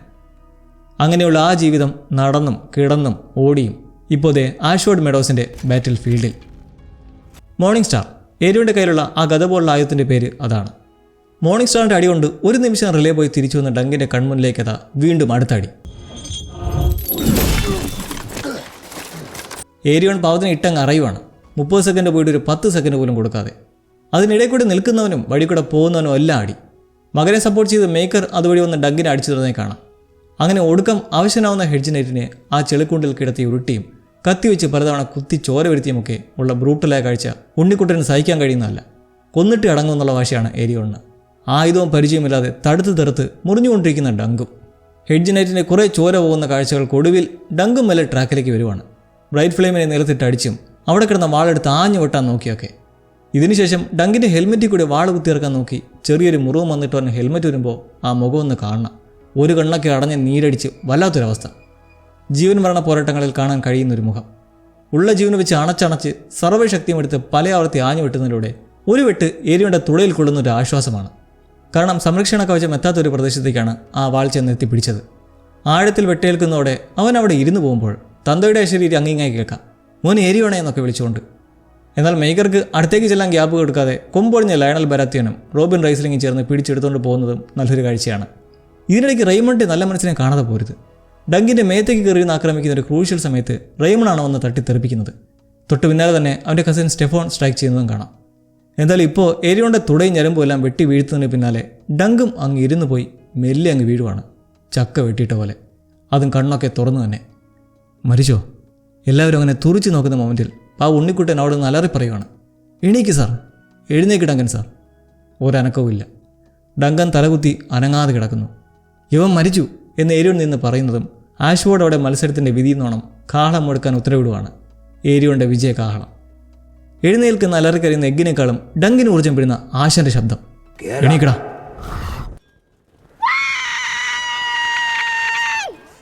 ഉണ്ണിക്കുട്ടൻ്റെ ആ റിയാക്ഷൻ കണ്ട് സന്തോഷവും ചിരിയും വന്നു. വിട്ടുകൊടുക്കില്ലെന്ന് ഉയരുന്ന ഡങ്കിൻ്റെ ചങ്കൂറ്റത്തിനെ കാണികളെല്ലാം ഏറ്റെടുത്ത് ഉത്സാഹിപ്പിക്കുന്ന ഒരു ഇമോഷണൽ കാഴ്ച. എന്നാൽ അവൻ്റെ സെൻസസ് മിക്കതും പോയ കണക്കാണ്.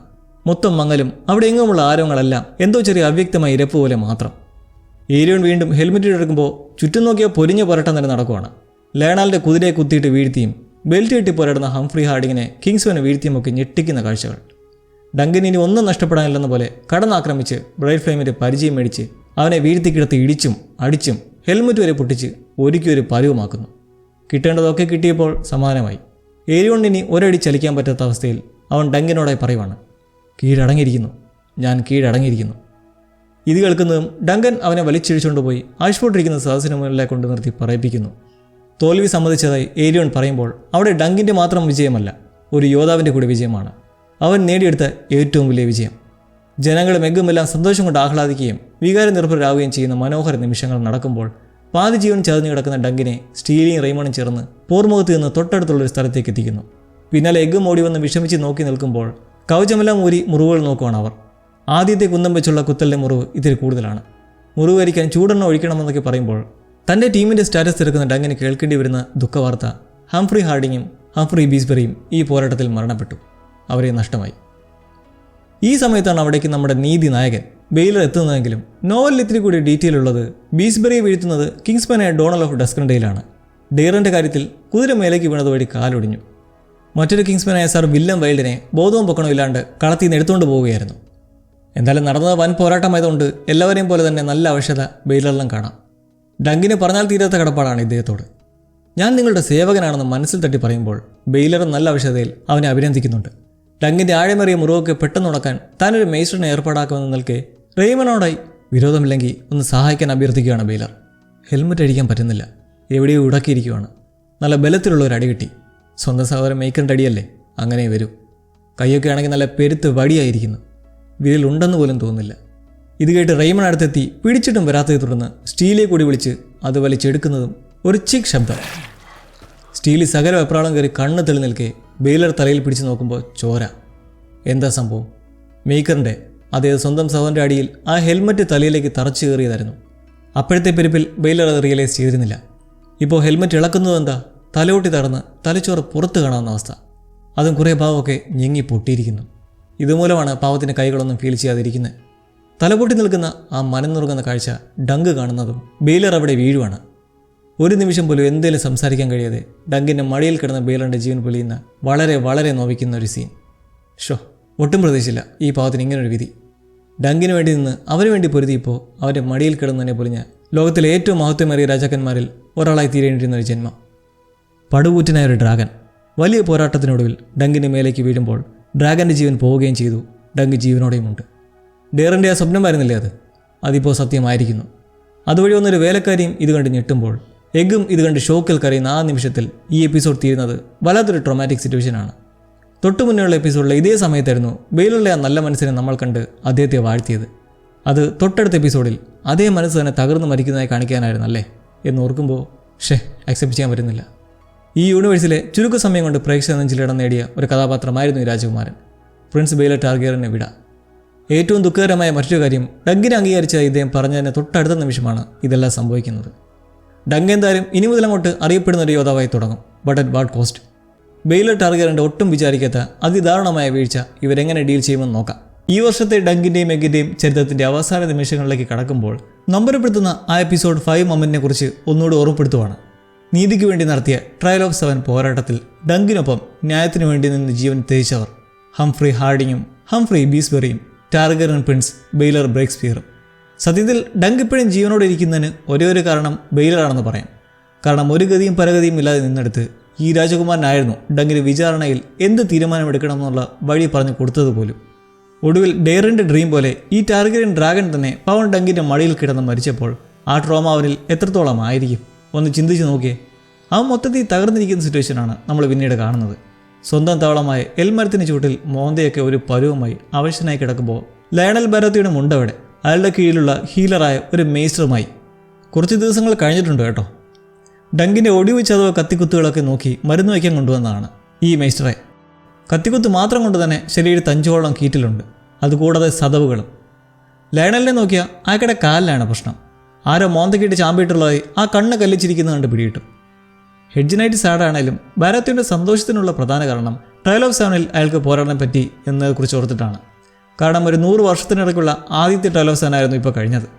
വളരെ റെയറായി നടക്കാറുള്ള ഈ വിചാരണയിൽ പങ്കെടുത്തതിലൂടെ ചരിത്രത്തിൽ തൻ്റെ പേരിങ്ങനെ ഇടം പിടിക്കുകയും ചെയ്തിട്ടുണ്ട്. ഡങ്കിനോട് തൻ്റെ ഒപ്പം സ്വന്തം കോട്ടയിലേക്ക് വരാനും അവിടെ ഒരു സഹോദരനെ പോലെ സ്നേഹിച്ചും കണ്ടും കഴിയാമെന്നൊക്കെ ഒരു നല്ല ഓഫർ കൊടുക്കുന്നുണ്ട് പുള്ളി. ഇതുപോലൊരു വാഗ്ദാനം ഡങ്ക് ഒരു സമയത്ത് ഏറെ ആശിച്ചതാണ്. പക്ഷേ ഇപ്പോൾ അവൻ്റെ മനസ്സ് ഇതിലൊന്നുമല്ല. അവനെല്ലാം മതിയായെന്ന പോലത്തെ സിറ്റുവേഷനാണിപ്പോൾ. ഇങ്ങനെ സംസാരിച്ചിരിക്കെ ഇതിനിടയ്ക്ക് മേസ്റ്റർ ഡങ്കിൻ്റെ പള്ളയ്ക്ക് കുന്നം കൊണ്ടുള്ള മുറിവ് കണ്ട് ഞെട്ടി അത്രയും ഭാഗം മോശമായിരിക്കുവാണെന്നും തന്നെ കൊണ്ടൊന്നും ചെയ്യാൻ പറ്റില്ലെന്നും പറയുന്നുണ്ട്. പിന്നെ താൻ എന്ത് മേസ്റ്ററാടോ പന്നെ എന്ന് ലയണൽ തിരിച്ചുവിട്ട ശേഷം വീണ്ടും ഡങ്കിനെ കൂടെ കൂട്ടാനുള്ള സംസാരം തന്നെ. ഒരു വലിയ യുദ്ധം വരാൻ പോവുകയാണെന്നും നമ്മൾ ഒരുമിച്ചാൽ അതിനെ ശക്തമായി നേരിടാമെന്നൊക്കെ പറയുന്നുണ്ട്. ഡ്രാഗണുകളുടെ കാര്യത്തിൽ ചത്ത ഡ്രാഗൺ മാത്രമാണ് നല്ലതെന്ന് പറയാൻ പറ്റുന്നത്. കാരണം തെണ്ടിത്തരവൊന്നും കാട്ടില്ല എന്ന് ബാരത്തിയൻ ടാർഗറിയൻസിനെ കുറിച്ച് പറയുന്നത് ഡങ്കിന് ദേഷ്യമുണ്ടാക്കുന്നതിന് കാരണം ബെയിലർ തന്നെയാണ്. അദ്ദേഹം തനിക്ക് വേണ്ടി പോരാടി മരിച്ചതുകൊണ്ടാണ് താൻ ഇപ്പോഴും ജീവിച്ചിരിക്കുന്നതെന്നും കുറച്ചുകൂടെ റെസ്പെക്റ്റ് കൊടുത്ത് സംസാരിക്കാനും ഡങ്ക് ഇമോഷണൽ ആവുന്ന കണ്ട് ചൊറിഞ്ഞു കയറുന്ന ലയണലും. കാരണം അയാളുടെ ചിന്ത ഇങ്ങനെയാണ്: എന്ത് ബെയിലർ, ഹാർഡിങ്ങും ബീസ്ബെറിയുമാണ് ത്യാഗം ചെയ്തത്, താൻ ഉൾപ്പെടെയാണ് നിനക്ക് വേണ്ടി പോരാടിയത്. ബെയിലർ ചെയ്തതെന്താ? അയാളെ സംരക്ഷിക്കാമെന്ന് ശബ്ദം ചെയ്തിട്ടുള്ളവർക്കെതിരെ നിന്നു. തിരിച്ചൊന്നും ചെയ്യില്ലെന്ന് ഉറപ്പിൽ നിന്ന ബെയിലർ ഒരു റിസ്ക്കും എടുത്തിട്ടില്ല. ഞങ്ങളൊക്കെയാണ് നിനക്ക് വേണ്ടി പോരാടിയത്. അയാൾ കാണിച്ച് ഈ ചെറ്റത്തരത്തിലാണ് ഈ വിധി വന്നതെന്ന് പറയുന്ന ലയണലിന് പിന്നെന്തുകൊണ്ട് തന്നെ ദൈവം വെറുതെ വിട്ടു എന്ന ഡങ്കിൻ്റെ ചോദ്യത്തിന് ഒരു ഉത്തരവുമില്ല. എന്നായാലും വരുന്നെങ്കിൽ വാ, ഞാനവിടെ കൂടാരത്തിൽ തന്നെ കാണാം എന്ന് പറഞ്ഞ് പോകുമ്പോൾ നമുക്ക് തൽക്കാലത്തേക്ക് ലയണൽ ബാരത്തിനോട് വിട പറയാം. ഒരു യുദ്ധം ഉടനുണ്ടാകുമെന്ന് ലയണൽ പറയുന്നത് പോസിബിളി ബ്ലാക്ക് ഫയർ റെബലിയനാണ്. ആഷ്ഫോർഡ് ടൂർണമെൻറ്റിന് 3 വർഷം പിന്നിടുന്ന ആ കാലത്ത് തുടങ്ങുന്ന ബ്ലാക്ക് ഫയറിൻ്റെ 2ാമത്തെ വിപ്ലവം. ഡങ്ക് ആൻഡ് എഗ് നോവലാസിലെ 3ാമത്തെ സമാഹാരം ഈ ബാക്ക്ഡ്രോപ്പിലാണ് വന്നിട്ടുള്ളത്. ബ്ലാക്ക് ഫയർ റെബലിനെ കുറിച്ച് പറയുകയാണെങ്കിൽ പല സമയങ്ങളിലായി മൊത്തം 5 തവണ ഇങ്ങനെ വിപ്ലവം പൊട്ടിപ്പുറപ്പെട്ടിട്ടുണ്ട്. അതേക്കുറിച്ച് നമുക്ക് പിന്നീടൊരു വീഡിയോയിൽ നോക്കാം. ഇപ്പോൾ മഹാനായ രാജകുമാരൻ്റെ സംസ്കാര ചടങ്ങ് നടക്കുവാണ്. ഡങ്ക് മലയോരത്ത് നിന്ന് പുകയരിയുന്നത് നോക്കി നിൽക്കുമ്പോൾ അത് ബെയിലറിൻ്റെ ശേഷിക്കുന്ന അംശങ്ങൾ ലോകത്തെ വിട്ടു പോകുന്നതാണ്. ട്രയൽ ഓഫ് 7 തുടങ്ങി വെച്ച് ബ്ലെസ്സിങ് കൊടുത്ത ആൻഡലിൻ്റെ ചിഹ്നമുള്ള വസ്ത്രം ധരിച്ച ആ പുരോഹിത തന്നെ സംസ്കാര ചടങ്ങ് നടത്തുമ്പോൾ ആഷ്ഫോർഡിലേക്ക് എത്തിയുള്ള സകല കുടുംബക്കാരുമുണ്ട്. സ്വന്തം ചോരയും അവരുടെ പങ്കാളികളും സുരക്ഷാ സന്നാഹങ്ങളും ഒപ്പം ബെയ്ലറിൻ്റെ പിതാവും ടാർഗറിയൻ രാജാവുമായ കിങ് ഡെയ്റൻ II പിന്നെ ആഷ്ഫോർഡിലെത്തിയിട്ടുള്ള ചില സാമ്രാജ്യങ്ങളുടെ ഉന്നതരും ഈ ഒരു സംസ്കാര ചടങ്ങിലേക്ക് എത്തിയിട്ടുണ്ട്. മേക്കറുടെ മുഖത്ത് നല്ല കുറ്റബോധവും പശ്ചാത്താപവും കാണാം. തീർച്ചയായും സ്വന്തം സഹോദരനെ വധിക്കണമെന്ന് അയാൾ ചിന്തിച്ചിട്ടില്ല. മനഃപൂർവ്വം അങ്ങനെ സംഭവിക്കാൻ വേണ്ടിയിട്ട് ഒന്നും ചെയ്തിട്ടുമില്ല. പക്ഷേ നടന്നത് ഈ ജീവിതം മൊത്തം ഒരു ബ്ലാക്ക് മാർക്കായി കൂടെ തന്നെ കാണാം. അങ്ങനെ ചടങ്ങിന് ശേഷം എല്ലാം മെരിഞ്ഞു തുടങ്ങി കഴിയുമ്പോൾ ഡങ്ക് അവിടേക്ക് എത്തുന്നുണ്ട്. മകൻ വലാർ അപ്പോഴും അവിടെ തന്നെ ഇരിക്കുവാണ്. അവന് പിതാവിനോട് വലിയ സ്നേഹമായിരുന്നു. തൻ്റെ പൂർവികരെക്കാളും ഏറ്റവും നല്ല രാജാവെ വാഴുമെന്ന് വിശ്വസിച്ചിരുന്ന പിതാവിനെ നഷ്ടമായപ്പോൾ അദ്ദേഹം അണിഞ്ഞിരുന്നത് വലാറിൻ്റെ സംരക്ഷണ കവചവും കാര്യങ്ങളുമൊക്കെ ആയിരുന്നു എന്നുള്ളത് അവൻ അതിലേറെ വേദനയാണ്. കാര്യം ടോർണി കാണാൻ ക്ഷണം സ്വീകരിച്ചെത്തിയായിരുന്നുവെങ്കിലും ബെയ്ലറൊന്നും പോരാടണം വന്നതല്ലായിരുന്നല്ലോ. അതുകൊണ്ട് ആറുമുറം കൈവശം ഉണ്ടായില്ല. പെട്ടെന്ന് ഇങ്ങനൊരു സാഹചര്യം വന്നതുകൊണ്ട് മകൻ്റെ ആറുമുറം കടവെടുത്ത് അണിഞ്ഞ് പോർക്കളത്തിലേക്ക് ഇറങ്ങിയതായിരുന്നു പാവം. ഹെൽമറ്റൊക്കെ ഊരാനും ഇടാനും ഇത്തിരി പാടുപെട്ടതും അതൊക്കെ കൊണ്ടാണ്. ഡങ്ക് വലാറിനടുത്തെത്തി അനുശോചനം അറിയിച്ച് ആ മകൻ്റെ സങ്കടം കണ്ട് തിരിച്ച് മെഡോസിലൂടെ നടക്കുമ്പോൾ എല്ലാം പെറുക്കി കിട്ടുന്ന പരിപാടിയാണ്. ഹൗസുകളുടെ എല്ലാം കൂടാരം മടക്കിയെടുക്കുന്നതോടൊപ്പം തന്നെ വിൽപ്പനക്കാരും സ്ഥലം കാലിയാക്കുന്നതിന് കാരണം 3 ഉന്നതരുടെ അപ്രതീക്ഷിതമായ മരണത്തിന് കാരണമാക്കിയ ടോണി തന്നെ അവിടെ പൂർണ്ണമായി ഉപേക്ഷിച്ചിരിക്കുകയാണ്. അങ്ങനെ നടക്കുമ്പോഴേക്കാണ് ഡങ്കിനെ നമ്മുടെ റെയ്മൺ വിളിക്കുന്നത്. സത്യത്തിൽ ഇവനാണ് ദ റിയൽ MVP എന്ന് പറയാം ഈ കഴിഞ്ഞ പോരാട്ടത്തിലെ, അല്ലേ? 2 ദിവസം മാത്രം പരിചയമുള്ള ഒരു സുഹൃത്തിനു വേണ്ടി ചെക്കൻ ഒരു നൈറ്റായി പ്രഖ്യാപിക്കപ്പെടുകയും ചെയ്തു. സ്വന്തം കസിൻ ബ്രദറിനും വലിയ പ്രമുഖർക്കുമെതിരെ നിന്ന് പൊരുതുകയും ചെയ്തു. അതും ഒരു പ്രാക്ടീസ് പോലുമില്ലാതെ അവൻ്റെ ഉള്ളിലെ ചങ്കൂറ്റം വെച്ചിട്ട്. ഒരു പാവപ്പെട്ട ആത്മാർത്ഥ സ്നേഹി എന്ന് പറയാം റെയ്മണിനെ. ബെയ്ലറിനെ അരിച്ച സ്ഥലത്തേക്ക് ഡങ്ക് പോയെന്നറിയുമ്പോൾ റെയ്മണിന് അതിശയമാണ്. എങ്ങനെ അത് കാണാനുള്ള ധൈര്യം ഉണ്ടായി എന്ന് ചോദിച്ചിട്ട്. തീർച്ചയായും ആ ധൈര്യം വന്നല്ലേ പറ്റൂ. സ്വന്തം ജീവൻ ഇപ്പോഴും നിലനിൽക്കുന്നതിൻ്റെ കാരണക്കാരനെ ആ മഹാമനസ്സല്ലേ. റെയ്മണിൻ്റെ കാര്യം നോക്കിയാൽ ഈ ട്രയൽ കഴിഞ്ഞതോടെ അവൻ്റെ കസിൻ സ്റ്റെഫോൺ ടെൻറ്റിൽ നിന്ന് ചവിട്ടി പുറത്താക്കി. ഒട്ടുമിക്ക ഫോസോവേസിനുമെതിരെ വിശ്വാസവഞ്ചന നടത്തിയെന്ന് പറഞ്ഞിട്ട്. അതുകൊണ്ട് മറ്റൊരു ടെൻറ്റ് കെട്ടിയാണ് പിന്നീട് അവിടെ നിന്നതെങ്കിലും എന്നാൽ റെയ്മണും വിട്ടുകൊടുക്കാൻ തയ്യാറല്ല. ഹൗസ് ഫോസോവയുടെ മറ്റൊരു ബ്രാഞ്ച് താൻ സ്വയം എസ്റ്റാബ്ലിഷ് ചെയ്യാൻ പോവുകയാണ്. Green apple Fossoway. മാത്രമല്ല പരിചയ്ക്ക് സ്വന്തമായി ഒരു ചിഹ്നവും കണ്ടെത്തി കഴിഞ്ഞു, ഗ്രീൻ ആപ്പിൾ. അതെന്താണെന്ന് വെച്ചാൽ സ്റ്റെഫോണിൻ്റെ പഴുത്ത് ചെയ്യുന്ന ചുവന്ന ആപ്പിളിനേക്കാളും എന്തുകൊണ്ടും നല്ലത് പച്ച ആപ്പിളാണെന്ന് അവന് തോന്നി. റെയ്മൺ സ്വന്തം കാലിൽ നിൽക്കാൻ തുടങ്ങുന്നത് ഡങ്കിന് സന്തോഷമുള്ള കാര്യങ്ങളാണെങ്കിലും അവൻ്റെ മനസ്സിൽ ബെയ്ലർ മരിച്ചതിന് കാരണം താനാണെന്ന് നാട്ടുകാരടക്കം എല്ലാവരും കുറ്റപ്പെടുത്തി നടക്കുമായിരിക്കും എന്നാലോചിച്ചുള്ള വല്ലായ്മയാണ്. അങ്ങനെ അവിടെ നിൽക്കുമ്പോൾ ഒരു ഗൗരവമേറിയ വിഷയം. ടാർഗറിയൻ ഭടന്മാരെത്തിയിട്ടുണ്ട്. റീസൺ മേക്കർ ടാർഗറിയന് അത്യാവശ്യമായി ഡങ്കിനെ കാണണം. അതുകൊണ്ട് കൂട്ടിക്കൊണ്ടുപോകാൻ വന്നതാണ്. ഈ സമയത്ത് നല്ലവനായ റെയ്മൺ നിന്ന് ധീരമായി പറയുന്നുണ്ട്, അത് നടക്കില്ല. ഡങ്ക് ഇപ്പോൾ തന്നെ പരമാവധി അനുഭവിച്ചു. ഇനിയും ഒരു പ്രശ്നത്തിന് അവൻ വരില്ലെന്ന് പറഞ്ഞിട്ട്. എന്തൊക്കെ പറഞ്ഞാലും ആ സ്നേഹം ഒരു വലിയ കാര്യം തന്നെ. റെയ്മണിനെ പോലെ ഫ്രണ്ടിനെ കിട്ടണമെങ്കിൽ ഭാഗ്യമാണ്. ഡങ്ക് പക്ഷേ റെയ്മണിനോട് സാരമില്ല സുഹൃത്തെ, എനിക്കൊന്നും സംഭവിക്കില്ല എന്ന് പറഞ്ഞു പോകുന്നു. ഒരു കൺഗ്രാജുലേഷൻ കൊടുത്തിട്ട്. അതെന്തിനാണെന്നറിയോ? റെയ്മണിന് ഇതിനിടയ്ക്ക് ഒരു ഭാര്യയും കൂടി അങ്ങ് സെറ്റപ്പാക്കി. ടെൻറ്റ് കെട്ടി പ്രത്യേകം മാറിയപ്പോഴേക്കും അടുത്തു കൂടിയതായിരുന്നു ഈ പെണ്ണ്. തുടക്കത്തിൽ നമ്മൾ കണ്ടില്ലേ, പോസിറ്റീവായ റെഡ്. ഇവളവൻ്റെ പോരാട്ട ശേഷമുള്ള കാര്യങ്ങളൊക്കെ നോക്കി ഒരു സഹചാരിയെ നിന്നു. മാത്രമല്ല റെയ്മണിൻ്റെ പോരാട്ടം വളരെ ഇഷ്ടപ്പെട്ടെന്ന് പറഞ്ഞങ്ങനെ ഇപ്പോൾ കാര്യങ്ങൾ ഇവിടം വരെ എത്തി. എന്തായാലും റെഡ് റെയ്മണിൻ്റെ കൊണ്ടാട്ടിയാൻ പോവുകയാണ്. മാത്രമല്ല അവന് ബോണസ് പോലെ ഒരു കുഞ്ഞിനെയും കിട്ടും. അതെ, റെഡ് ഗർഭിണിയാണ്. അത് അവൻ്റെ കുഞ്ഞാണെന്നും അതിലൂടെ തൻ്റെ പൈതൃകം തുടങ്ങാൻ പോവുകയാണെന്നും പറയുന്നതൊക്കെ കണ്ടിട്ട് ഡങ്കിന് മൊത്തത്തിൽ കിളിപോയ മട്ടാണ്. എന്തായാലും അവന് നല്ല ജീവിതം ആശംസിച്ച് പോകുന്നു. റെയ്മൺ വളരെ നല്ലവനാണ്, സ്നേഹമുള്ളവനാണെന്നൊക്കെ അറിയാം. ഇതിപ്പോൾ ഒരു മണ്ടനോടാണെന്ന് തെളിഞ്ഞിരിക്കുകയാണ്. അങ്ങനെ ആഷ്ഫോർഡ് കൊട്ടാരത്തിലേക്ക് ഒരിക്കൽ കൂടി കയറി ചെല്ലുമ്പോൾ മുന്നൊരിക്കൽ കടന്നു കയറിയ സമയത്ത് അവിടെ ബെയ്ലറും സഹോദരനും ഉണ്ടായിരുന്നെങ്കിൽ ഇപ്പോൾ മേക്കർ മാത്രം. മേക്കർ വിളിപ്പിച്ചത് മെയിനായിട്ട് ഒരു പ്രൊപ്പോസലിനെ പറ്റി പറയാനാണ്. പക്ഷെ അതിനു മുന്നേ തൻ്റെ സഹോദരനെക്കുറിച്ച് പറയാതിരിക്കാൻ കഴിയുന്നില്ല. ഡങ്കിനെ പോലെ മേക്കറും ചിന്തിക്കുന്നു. ജനങ്ങളെല്ലാം പറഞ്ഞു നടക്കുന്നത് താൻ സഹോദരൻ ബെയ്ലറെ മനഃപൂർവ്വം കൊന്നു എന്നായിരിക്കും. മരണം വരെയും ഇങ്ങനൊരു സംസാരം കേൾക്കേണ്ടി വരും. പക്ഷേ സത്യം ദൈവത്തിനറിയാം, തനിക്കങ്ങനെ ഒരു ഉദ്ദേശവും ഉണ്ടായിട്ടില്ല. ഇതിപ്പോൾ ഇതിനിടയ്ക്കൊരു കാര്യം, മേക്കർക്ക് രാജാവാകാൻ വേണ്ടിയിട്ടാണ് ബെയ്ലറിനെ മനഃപൂർവ്വം കൊന്നതെങ്കിൽ സിംഹാസനത്തിലേക്ക് ഇനിയും 6 പേരുടെ ദൂരമുണ്ട്. സോ അതെന്തായാലും അല്ല. മേക്കറുടെ പിന്നുള്ള ചിന്ത ഭാവിയിൽ രാജാവ് മരിക്കുമ്പോഴും നാട്ടിലൊരു പ്രശ്നങ്ങൾ ഉണ്ടാകുമ്പോഴും ജനങ്ങൾ പറയാൻ പോകുന്ന ഒരു കാര്യം ബെയ്ലർ ഉണ്ടായിരുന്നെങ്കിൽ ഇങ്ങനൊന്നും നടക്കില്ലായിരുന്നു എന്നായിരിക്കും. കേവലം ഒരു ഹെഡ്ജ് നൈറ്റിന് വേണ്ടിയാണ് തൻ്റെ സഹോദരൻ ജീവൻ വെടിഞ്ഞത് എന്നുള്ള ഉള്ളിൻ്റെ ഉള്ളിലെ അമർഷം മേക്കർ ദുഃഖത്തോടെ പുറത്തേക്ക് വിടുന്നുണ്ട്. ഈ ഒരു നിമിഷം ഡങ്കും കുറ്റബോധം വെച്ച് സംസാരിക്കാതെ പറയുന്ന കാര്യം, അദ്ദേഹം ഇല്ലായിരുന്നെങ്കിൽ ഞാനിപ്പോൾ ഇങ്ങനെ നിൽക്കില്ലായിരുന്നു.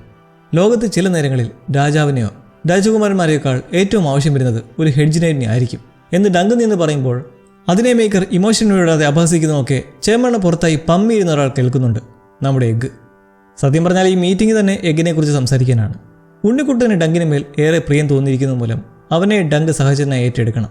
പരിശീലിപ്പിക്കണം എന്നൊരു ഓഫർ എടുത്തു വയ്ക്കുന്ന മേക്കർ പറയുന്ന മറ്റൊരു കാര്യം അർലൻ കുറേ പഠിപ്പിച്ച് തന്നിരിക്കാൻ തീർച്ചയായും. പക്ഷേ ഡങ്കിന് ഇനിയും കുറേ പഠിക്കാനുണ്ടെന്നും എഗ്ഗിനെ പരിശീലിപ്പിക്കാൻ എടുക്കുന്ന ആ സമയം തൻ്റെ നൈപുണ്യമേറെ ഗുരുതാനെ കൊണ്ട് ഡങ്കിനെ ട്രെയിൻ ചെയ്ത് എക്സ്പേർട്ട് ആക്കാമെന്നൊരു കണ്ടീഷൻ പറയുന്നു. എഗ്ഗ് എന്തായാലും രാജാവാകാനുള്ള സാധ്യത വളരെ വളരെ വിദൂരമാണെന്ന് മേക്കർക്കറിയാം. അതുകൊണ്ട് അവൻ്റെ ആഗ്രഹം സാധിച്ചു കൊടുക്കുന്നതിൽ മേക്കർക്ക് ഒരു പ്രത്യേക താല്പര്യമുണ്ടെന്ന് നമുക്ക് കണക്കാക്കാം. ഈ മേക്കറിൻ്റെ തന്നെ മൂന്നാമത്തെ മകൻ എയ്മൺ ടാർഗറിയൻ. എയ്മണും രാജാവാകാനുള്ള സാധ്യത ഇല്ലാത്തതിനാൽ അവനെ സിറ്റാഡലിലേക്ക് അയച്ച് നല്ല പ്രാവീണ്യമുള്ള മേസ്റ്റർ ആകാനാണ് പ്ലാൻ ചെയ്തിരിക്കുന്നത് എന്നതെക്കുറിച്ച് മുന്നേ ഒരു എപ്പിസോഡിലായി പറയുന്നുമുണ്ട്. അത് നമ്മുടെ റൈമണാണ് ഡങ്കിനോട് പറയുന്നത്. അങ്ങനെ ഇപ്പോൾ ഡങ്കിനോട് സമ്മർ ഹോളിലേക്ക് ടാർഗറിയൻസിനൊപ്പം വരാനായി സന്നദ്ധ പ്രകടിപ്പിക്കുമ്പോൾ ഏതൊരു ഹെഡ്ജ് നൈറ്റും ആഗ്രഹിക്കുന്നതും ആശിക്കുന്നതുമായെന്നാണെന്ന് ഓർക്കണം. ഇത് രാജകുമാരന്മാരൊത്തുള്ള പരിപാടിയെല്ലാം ഞാൻ നിർത്തിയാങ്ങുന്നേ എന്ന ഒറ്റ ഡയലോഗിൽ ഡങ്ക് ഓഫർ നിരസിക്കുകയാണ്. ആ വാചകത്തിന് പിന്നിൽ പല അർത്ഥങ്ങളുണ്ട്. തന്മൂലം ഒരു പ്രിൻസിൻ്റെ ജീവൻ പോയതിൽ മാത്രമല്ല, ഒപ്പം തന്മൂലം ഇനി എഗ്ഗിനും ഒന്നും സംഭവിക്കരുതെന്ന ചിന്തയും അതിലുണ്ട്. മുന്നേ ലയണലിൻ്റെ ഓഫർ നിരസിച്ച പോലെ ഈ വൺ ടൈം ഓഫറിന് മുഖം തിരിച്ച് നടക്കുന്ന ഡങ്കിനെ ഒടുവിൽ കാത്തു നിൽക്കുന്നത് എഗ്ഗാണ്. അകത്ത് പറഞ്ഞെല്ലാം കേട്ടോന്ന് തിരക്കുമ്പോൾ ഇല്ലെന്ന് മറുപടി കൊടുത്തിട്ട് നല്ല വേദനയുണ്ടോ സാർ എന്ന് തിരിച്ചു ചോദിക്കുമ്പോൾ അവന് പ്രതികരിക്കാൻ വയ്യ. കാരണം മതിയായി എന്ന മട്ടാണ് എഗ്ഗ് മൊത്തമുള്ള സംസാരവും സമയവും ഒക്കെ. എഗ്ഗ് ആ നീരസത്തിൽ ഇറങ്ങി പോകുമ്പോൾ നമ്മളൊരു വലിയ സത്യം അറിയുവാണ് ഒരു കൊച്ചു ഫ്ലാഷ് ബാക്കിലൂടെ. അതറിയും മുന്നേ ഒരു കാര്യം, ഈ സംഭവങ്ങളെല്ലാം നടന്നത് ആഷ്ഫോർഡ് കിങ്ങിൻ്റെ പുത്രി ഗ്വിന്നിൻ്റെ ബർത്ത്ഡേ പ്രമാണിച്ചായിരുന്നല്ലോ. മുമ്പൊരിക്കൽ കൊട്ടാരത്തിൽ കയറിയ വഴിക്ക് ഡങ്കിൻ്റെ മുന്നിൽ ഈ പുത്രി വന്നതുപോലെ ഇപ്പോഴും വരുവാണ്. പക്ഷെ അന്നത്തെ പോലെ കുറുമ്പ് കാട്ടാനല്ല, ഒരു സോഫ്റ്റ് സൈഡ്. നിങ്ങൾക്കുണ്ടായ ബുദ്ധിമുട്ടുകൾക്കും വേദനകൾക്കും എല്ലാം കാരണം എൻ്റെ ബർത്ത്ഡേ ഫംഗ്ഷൻ ആണെന്നും എന്ത് പറഞ്ഞു വേണമെങ്കിലും അതിനെതിരെ പ്രതികരിച്ചോളൂ എന്ന് നിൽക്കുമ്പോൾ ജസ്റ്റ് എല്ലാത്തിനും നന്ദിയെന്ന് മാത്രം പറഞ്ഞവൻ ഗ്വിന്നിനെ വിടുന്നു. അപ്പോൾ ആ ഷോക്കിംഗ് ട്രൂത്ത്, ഈ ഡങ്കില്ലേ സത്യത്തിൽ ഇവനൊരു കള്ളനാണ്. കാരണം ആരും ഇവനെ നൈറ്റ് ആക്കിയിട്ടില്ല. അർലൻ യോദ്ധാവയെ പ്രഖ്യാപിച്ചിട്ടേ മുന്നേ ലയണൽ റെയ്മനെ ചെയ്ത പോലെ. ഇവർക്കെല്ലാം മുന്നിൽ ലയണൽ പറഞ്ഞപ്പോഴും ഇപ്പോൾ മേക്കർ പറഞ്ഞപ്പോഴുമുള്ള അവൻ്റെ പരുങ്ങലിൻ്റെ കാരണം ഇതായിരുന്നു. നിസ്സഹായതയിൽ ജീവിക്കാൻ പറഞ്ഞ ഒരു കള്ളമായിരുന്നു താനൊരു ഹെഡ്ജ് നൈറ്റ് എന്ന ഭാവത്തിൽ എല്ലാവർക്കും മുന്നിൽ നടന്നത്. ഒരെൽമരത്തിൻ്റെ ചൂട്ടിലായി യോദ്ധാക്കളെക്കുറിച്ചുള്ള കഥ പറഞ്ഞിരിക്കെ ഡങ്ക് ചോദിച്ചിരുന്നു അർലനോട്, എന്തുകൊണ്ടാണ് സാർ ഒരു നൈറ്റായി എന്നെ പ്രഖ്യാപിക്കാത്തത്? ഞാൻ പോകുമെന്ന് ഭയന്നാണോ എന്നൊക്കെ. അതിന് ആശാൻ്റെ മറുപടി ഒരു നീണ്ട മൗനമായിരുന്നു. ആ മൗനം കണ്ട് ഇനി ആശാൻ മരിച്ചുവെന്ന് വരെ തോന്നിപ്പോയൊരു മൗനം. എന്തായാലും ഒരു കാര്യം, ആ പശ്ചാത്തലം വെച്ച് നോക്കിയാൽ ഈ സംസാരത്തിന് ശേഷം അധികം വൈകാതെ അർലൻ മരിച്ചിട്ടുണ്ടാകണം. ഇവിടെ വെച്ചാണ് ഡങ്ക് ആശാനെ അടക്കം ചെയ്യുന്നതായി തുടക്കത്തിൽ കാണിക്കുന്നതൊക്കെ. ഇനി മരിക്കുന്നതിന് മുന്നോടിയായി അർലൻ ഡങ്കിനെ നൈറ്റായി പ്രഖ്യാപിച്ചെന്ന് പറയാനും പറ്റില്ല. അവിടെ നമുക്ക് തിയറീസ് ഇങ്ങനെയുള്ള സ്പേസ് ഇട്ട് തന്നിരിക്കുകയാണ്. ഈ ഒരു ഫ്ലാഷ് ബാക്കിൽ അർലൻ ദ പെന്നിട്രി പറഞ്ഞു കൊടുക്കുന്ന ആ കഥ എന്തെന്ന പെന്നിട്രിയെക്കുറിച്ചാണ്. ആശാൻ്റെ ആ സ്ഥലത്തിന് അങ്ങനെ പേര് വരാൻ കാരണം അവരുടെ നാട്ടിലെ ഒരു കൂറ്റൻ ഓക്കുമരം ഉണ്ടായിരുന്നു. അവിടുന്ന് യുദ്ധത്തിന് പോകുന്നവരെല്ലാം ഈ മരത്തിലൊരു നാണയങ്ങൾ പെന്നി അടിച്ചു തറച്ചു വയ്ക്കുമായിരുന്നു. ഒരു ശുഭാപ്തി വിശ്വാസമാണ്. യുദ്ധം കഴിഞ്ഞ് തിരിച്ചു വന്ന് ഞാൻ ഈ പെന്നി തിരിച്ചെടുക്കുമെന്നുള്ള വിശ്വാസം.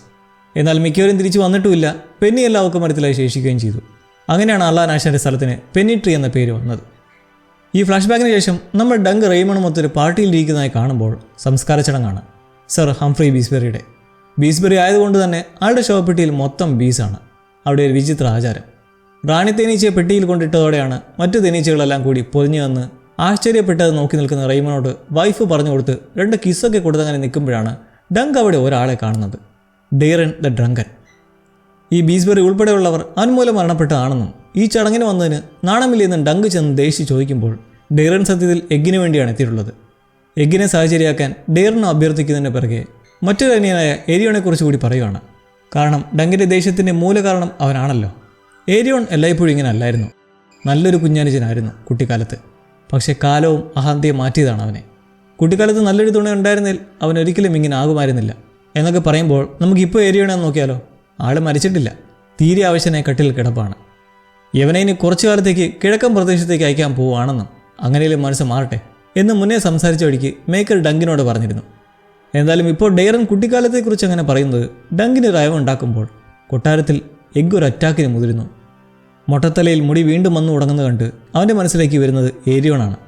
മുമ്പൊരിക്കൽ വെറുതെ ആണെങ്കിലും പറഞ്ഞിരുന്നില്ലേ തൻ്റെ സഹോദരൻ ഏരിയോണെ പോലെ തോന്നിക്കാതിരിക്കാനാണ് മുടി കളഞ്ഞതെന്ന്. ഇപ്പോൾ ഏരിയോണെ ഓർമ്മ വന്ന് കടുത്ത ദേഷ്യത്തിൽ, ഒരു കത്തിയുമായി കൊല്ലാനുള്ള ദേഷ്യത്തിൽ അവൻ കിടക്കുന്ന മുറിയിൽ വന്ന് വിറച്ചു നിൽക്കുമ്പോൾ മേക്കറും അവിടെ ഇതെല്ലാം കണ്ട് മിണ്ടാതെ തന്നെ ഉണ്ട്. കാരണം അദ്ദേഹത്തിനും അറിയാം എഗ്ഗിൻ്റെ ഉള്ളിലെ ഏരിയോണുള്ള ദേഷ്യം. മേക്കർ അടുത്തേക്ക് വന്ന് നിൽക്കെ ചെക്കൻ കത്തി താഴിയിട്ട് പിതാവിനെ ചാരി നിൽക്കെ ബടൻ വന്ന് പറയുവാണ്, ഡങ്ക് ഒന്ന് കാണണമെന്ന് പറഞ്ഞ് വന്ന് നിൽപ്പുണ്ടെന്ന്. എഗ്ഗിനെ സാഹചര്യമായി കൂടെ കൂട്ടാം എന്ന സന്തോഷ വാർത്ത. ഡെയറിൻ്റെ സംസാരത്തിൽ നിന്ന് ഡങ്കിന് അങ്ങനെ ഒരു ബുദ്ധി തോന്നിയപ്പോൾ എന്നാൽ അത് സമ്മർലാൻഡ്സിൽ നടക്കില്ല.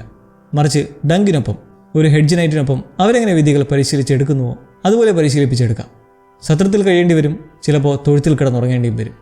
അങ്ങനെ ഒരു സഞ്ചാരിയായ ഹെഡ്ജ് നൈറ്റിൻ്റെ സഹചാരിയായി എഗിനെ വിടാൻ തയ്യാറാണെങ്കിൽ താൻ തയ്യാറെന്ന് ഡങ്ക് നിൽക്കുവാണ്. മേക്കർ എന്ത് പറയും? തീർച്ചയായും പിതാവിന് ഇത് അംഗീകരിക്കാനേ തോന്നുന്നില്ല. അയാൾ തൊട്ട് സമ്മതിക്കില്ല.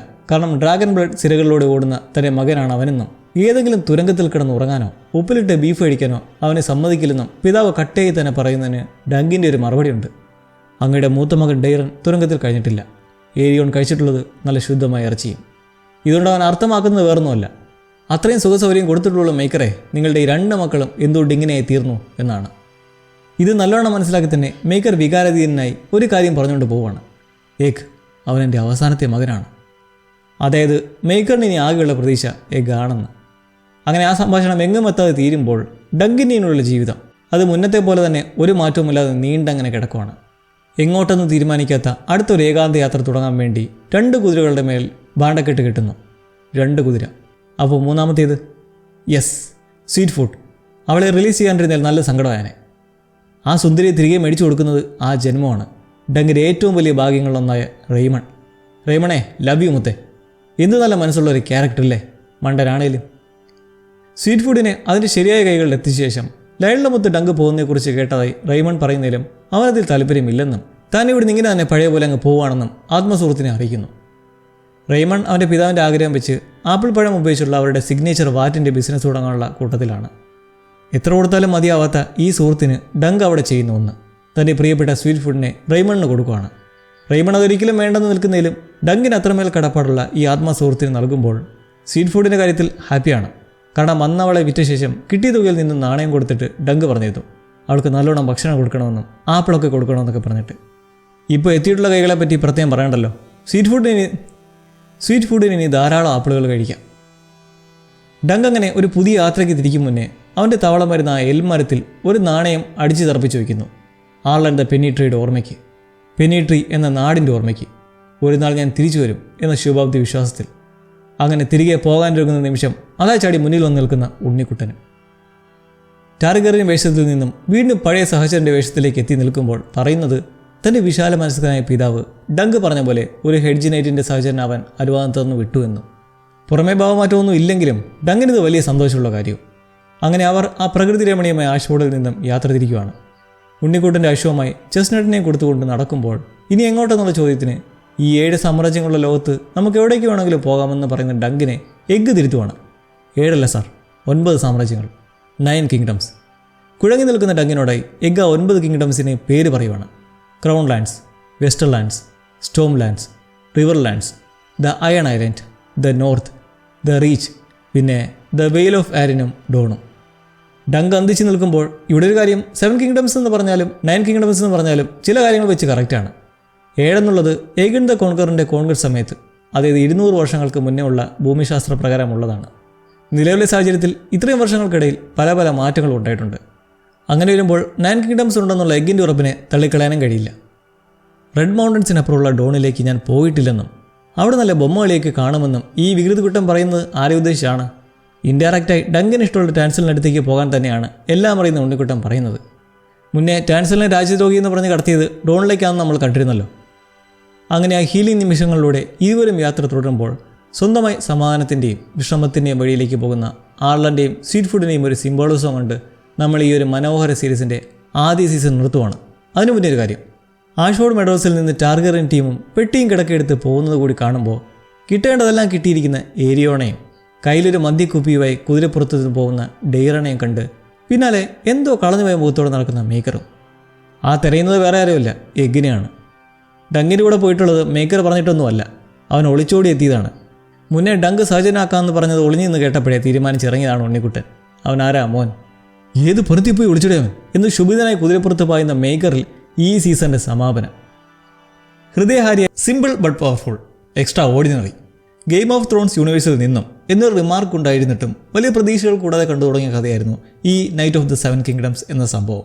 കണ്ടു തുടങ്ങി മെല്ലെ നൈസായി കഥ നീങ്ങി ഒരു 3 എപ്പിസോഡ് ആയപ്പോഴേക്കും കളി മാറാൻ തുടങ്ങി. പിന്നീട് അങ്ങോട്ട് ഓരോ എപ്പിസോഡിലും പീക്ക് മൊമെൻറ്റ്സ്, അതും കൃത്യമായി നമുക്ക് കൊള്ളുന്ന രീതിയിലുള്ള ഓരോ സീനുകൾ. എന്തായാലും ഇറ്റ് വെൽക്കം ടു ഡെറി പോലെ സെലക്ട് ചെയ്തതിൽ ഒരു സാറ്റിസ്ഫാക്ഷൻ തോന്നിയ സീരീസ് ആയിരുന്നു ഇത്. ഹൃദയഹാരിയായ ഒരു രസകരവും ഇമോഷണലുമായിട്ടുള്ള യാത്രയായിരുന്നു നമുക്ക് ഈ സീരീസ് അല്ലേ. ഇത് പറയുമ്പോൾ തന്നെ ഡങ്കനെതിരെ മിസ് ചെയ്ത് തുടങ്ങി. GOT, ഹൗസ് ഓഫ് ദി ഡ്രാഗണിലെ പോലെ വലിയ ആർഭാടകരമായ പോരാട്ടങ്ങളും രക്തചീന്തലുകളും ഒന്നും ഇല്ലായിരുന്നെങ്കിൽ പോലും നമ്മുടെ മനസ്സിനെ ആകർഷിച്ച് വശത്താക്കിയ ഒരു സീരീസാണ് a night of the seven kingdoms എന്നുള്ളത്. ഒരു ഫാന്റാസ്റ്റിക് സീസണിൻ്റെ പെർഫെക്റ്റ് എൻഡിങ്. ഈ ഒരു വേൾഡ് നിങ്ങൾക്ക് ഇങ്ങനെ ഉണ്ടായിരുന്നു ഫാം? എല്ലാം ഉള്ളിൽ നിന്ന് വന്നോട്ടെ. I am waiting. പുതിയൊരു മോൺസ്റ്റർ സീരീസുമായി അപ്പോൾ വീണ്ടും കാത്തിരുന്ന് കാണാം. Take care. ബൈ.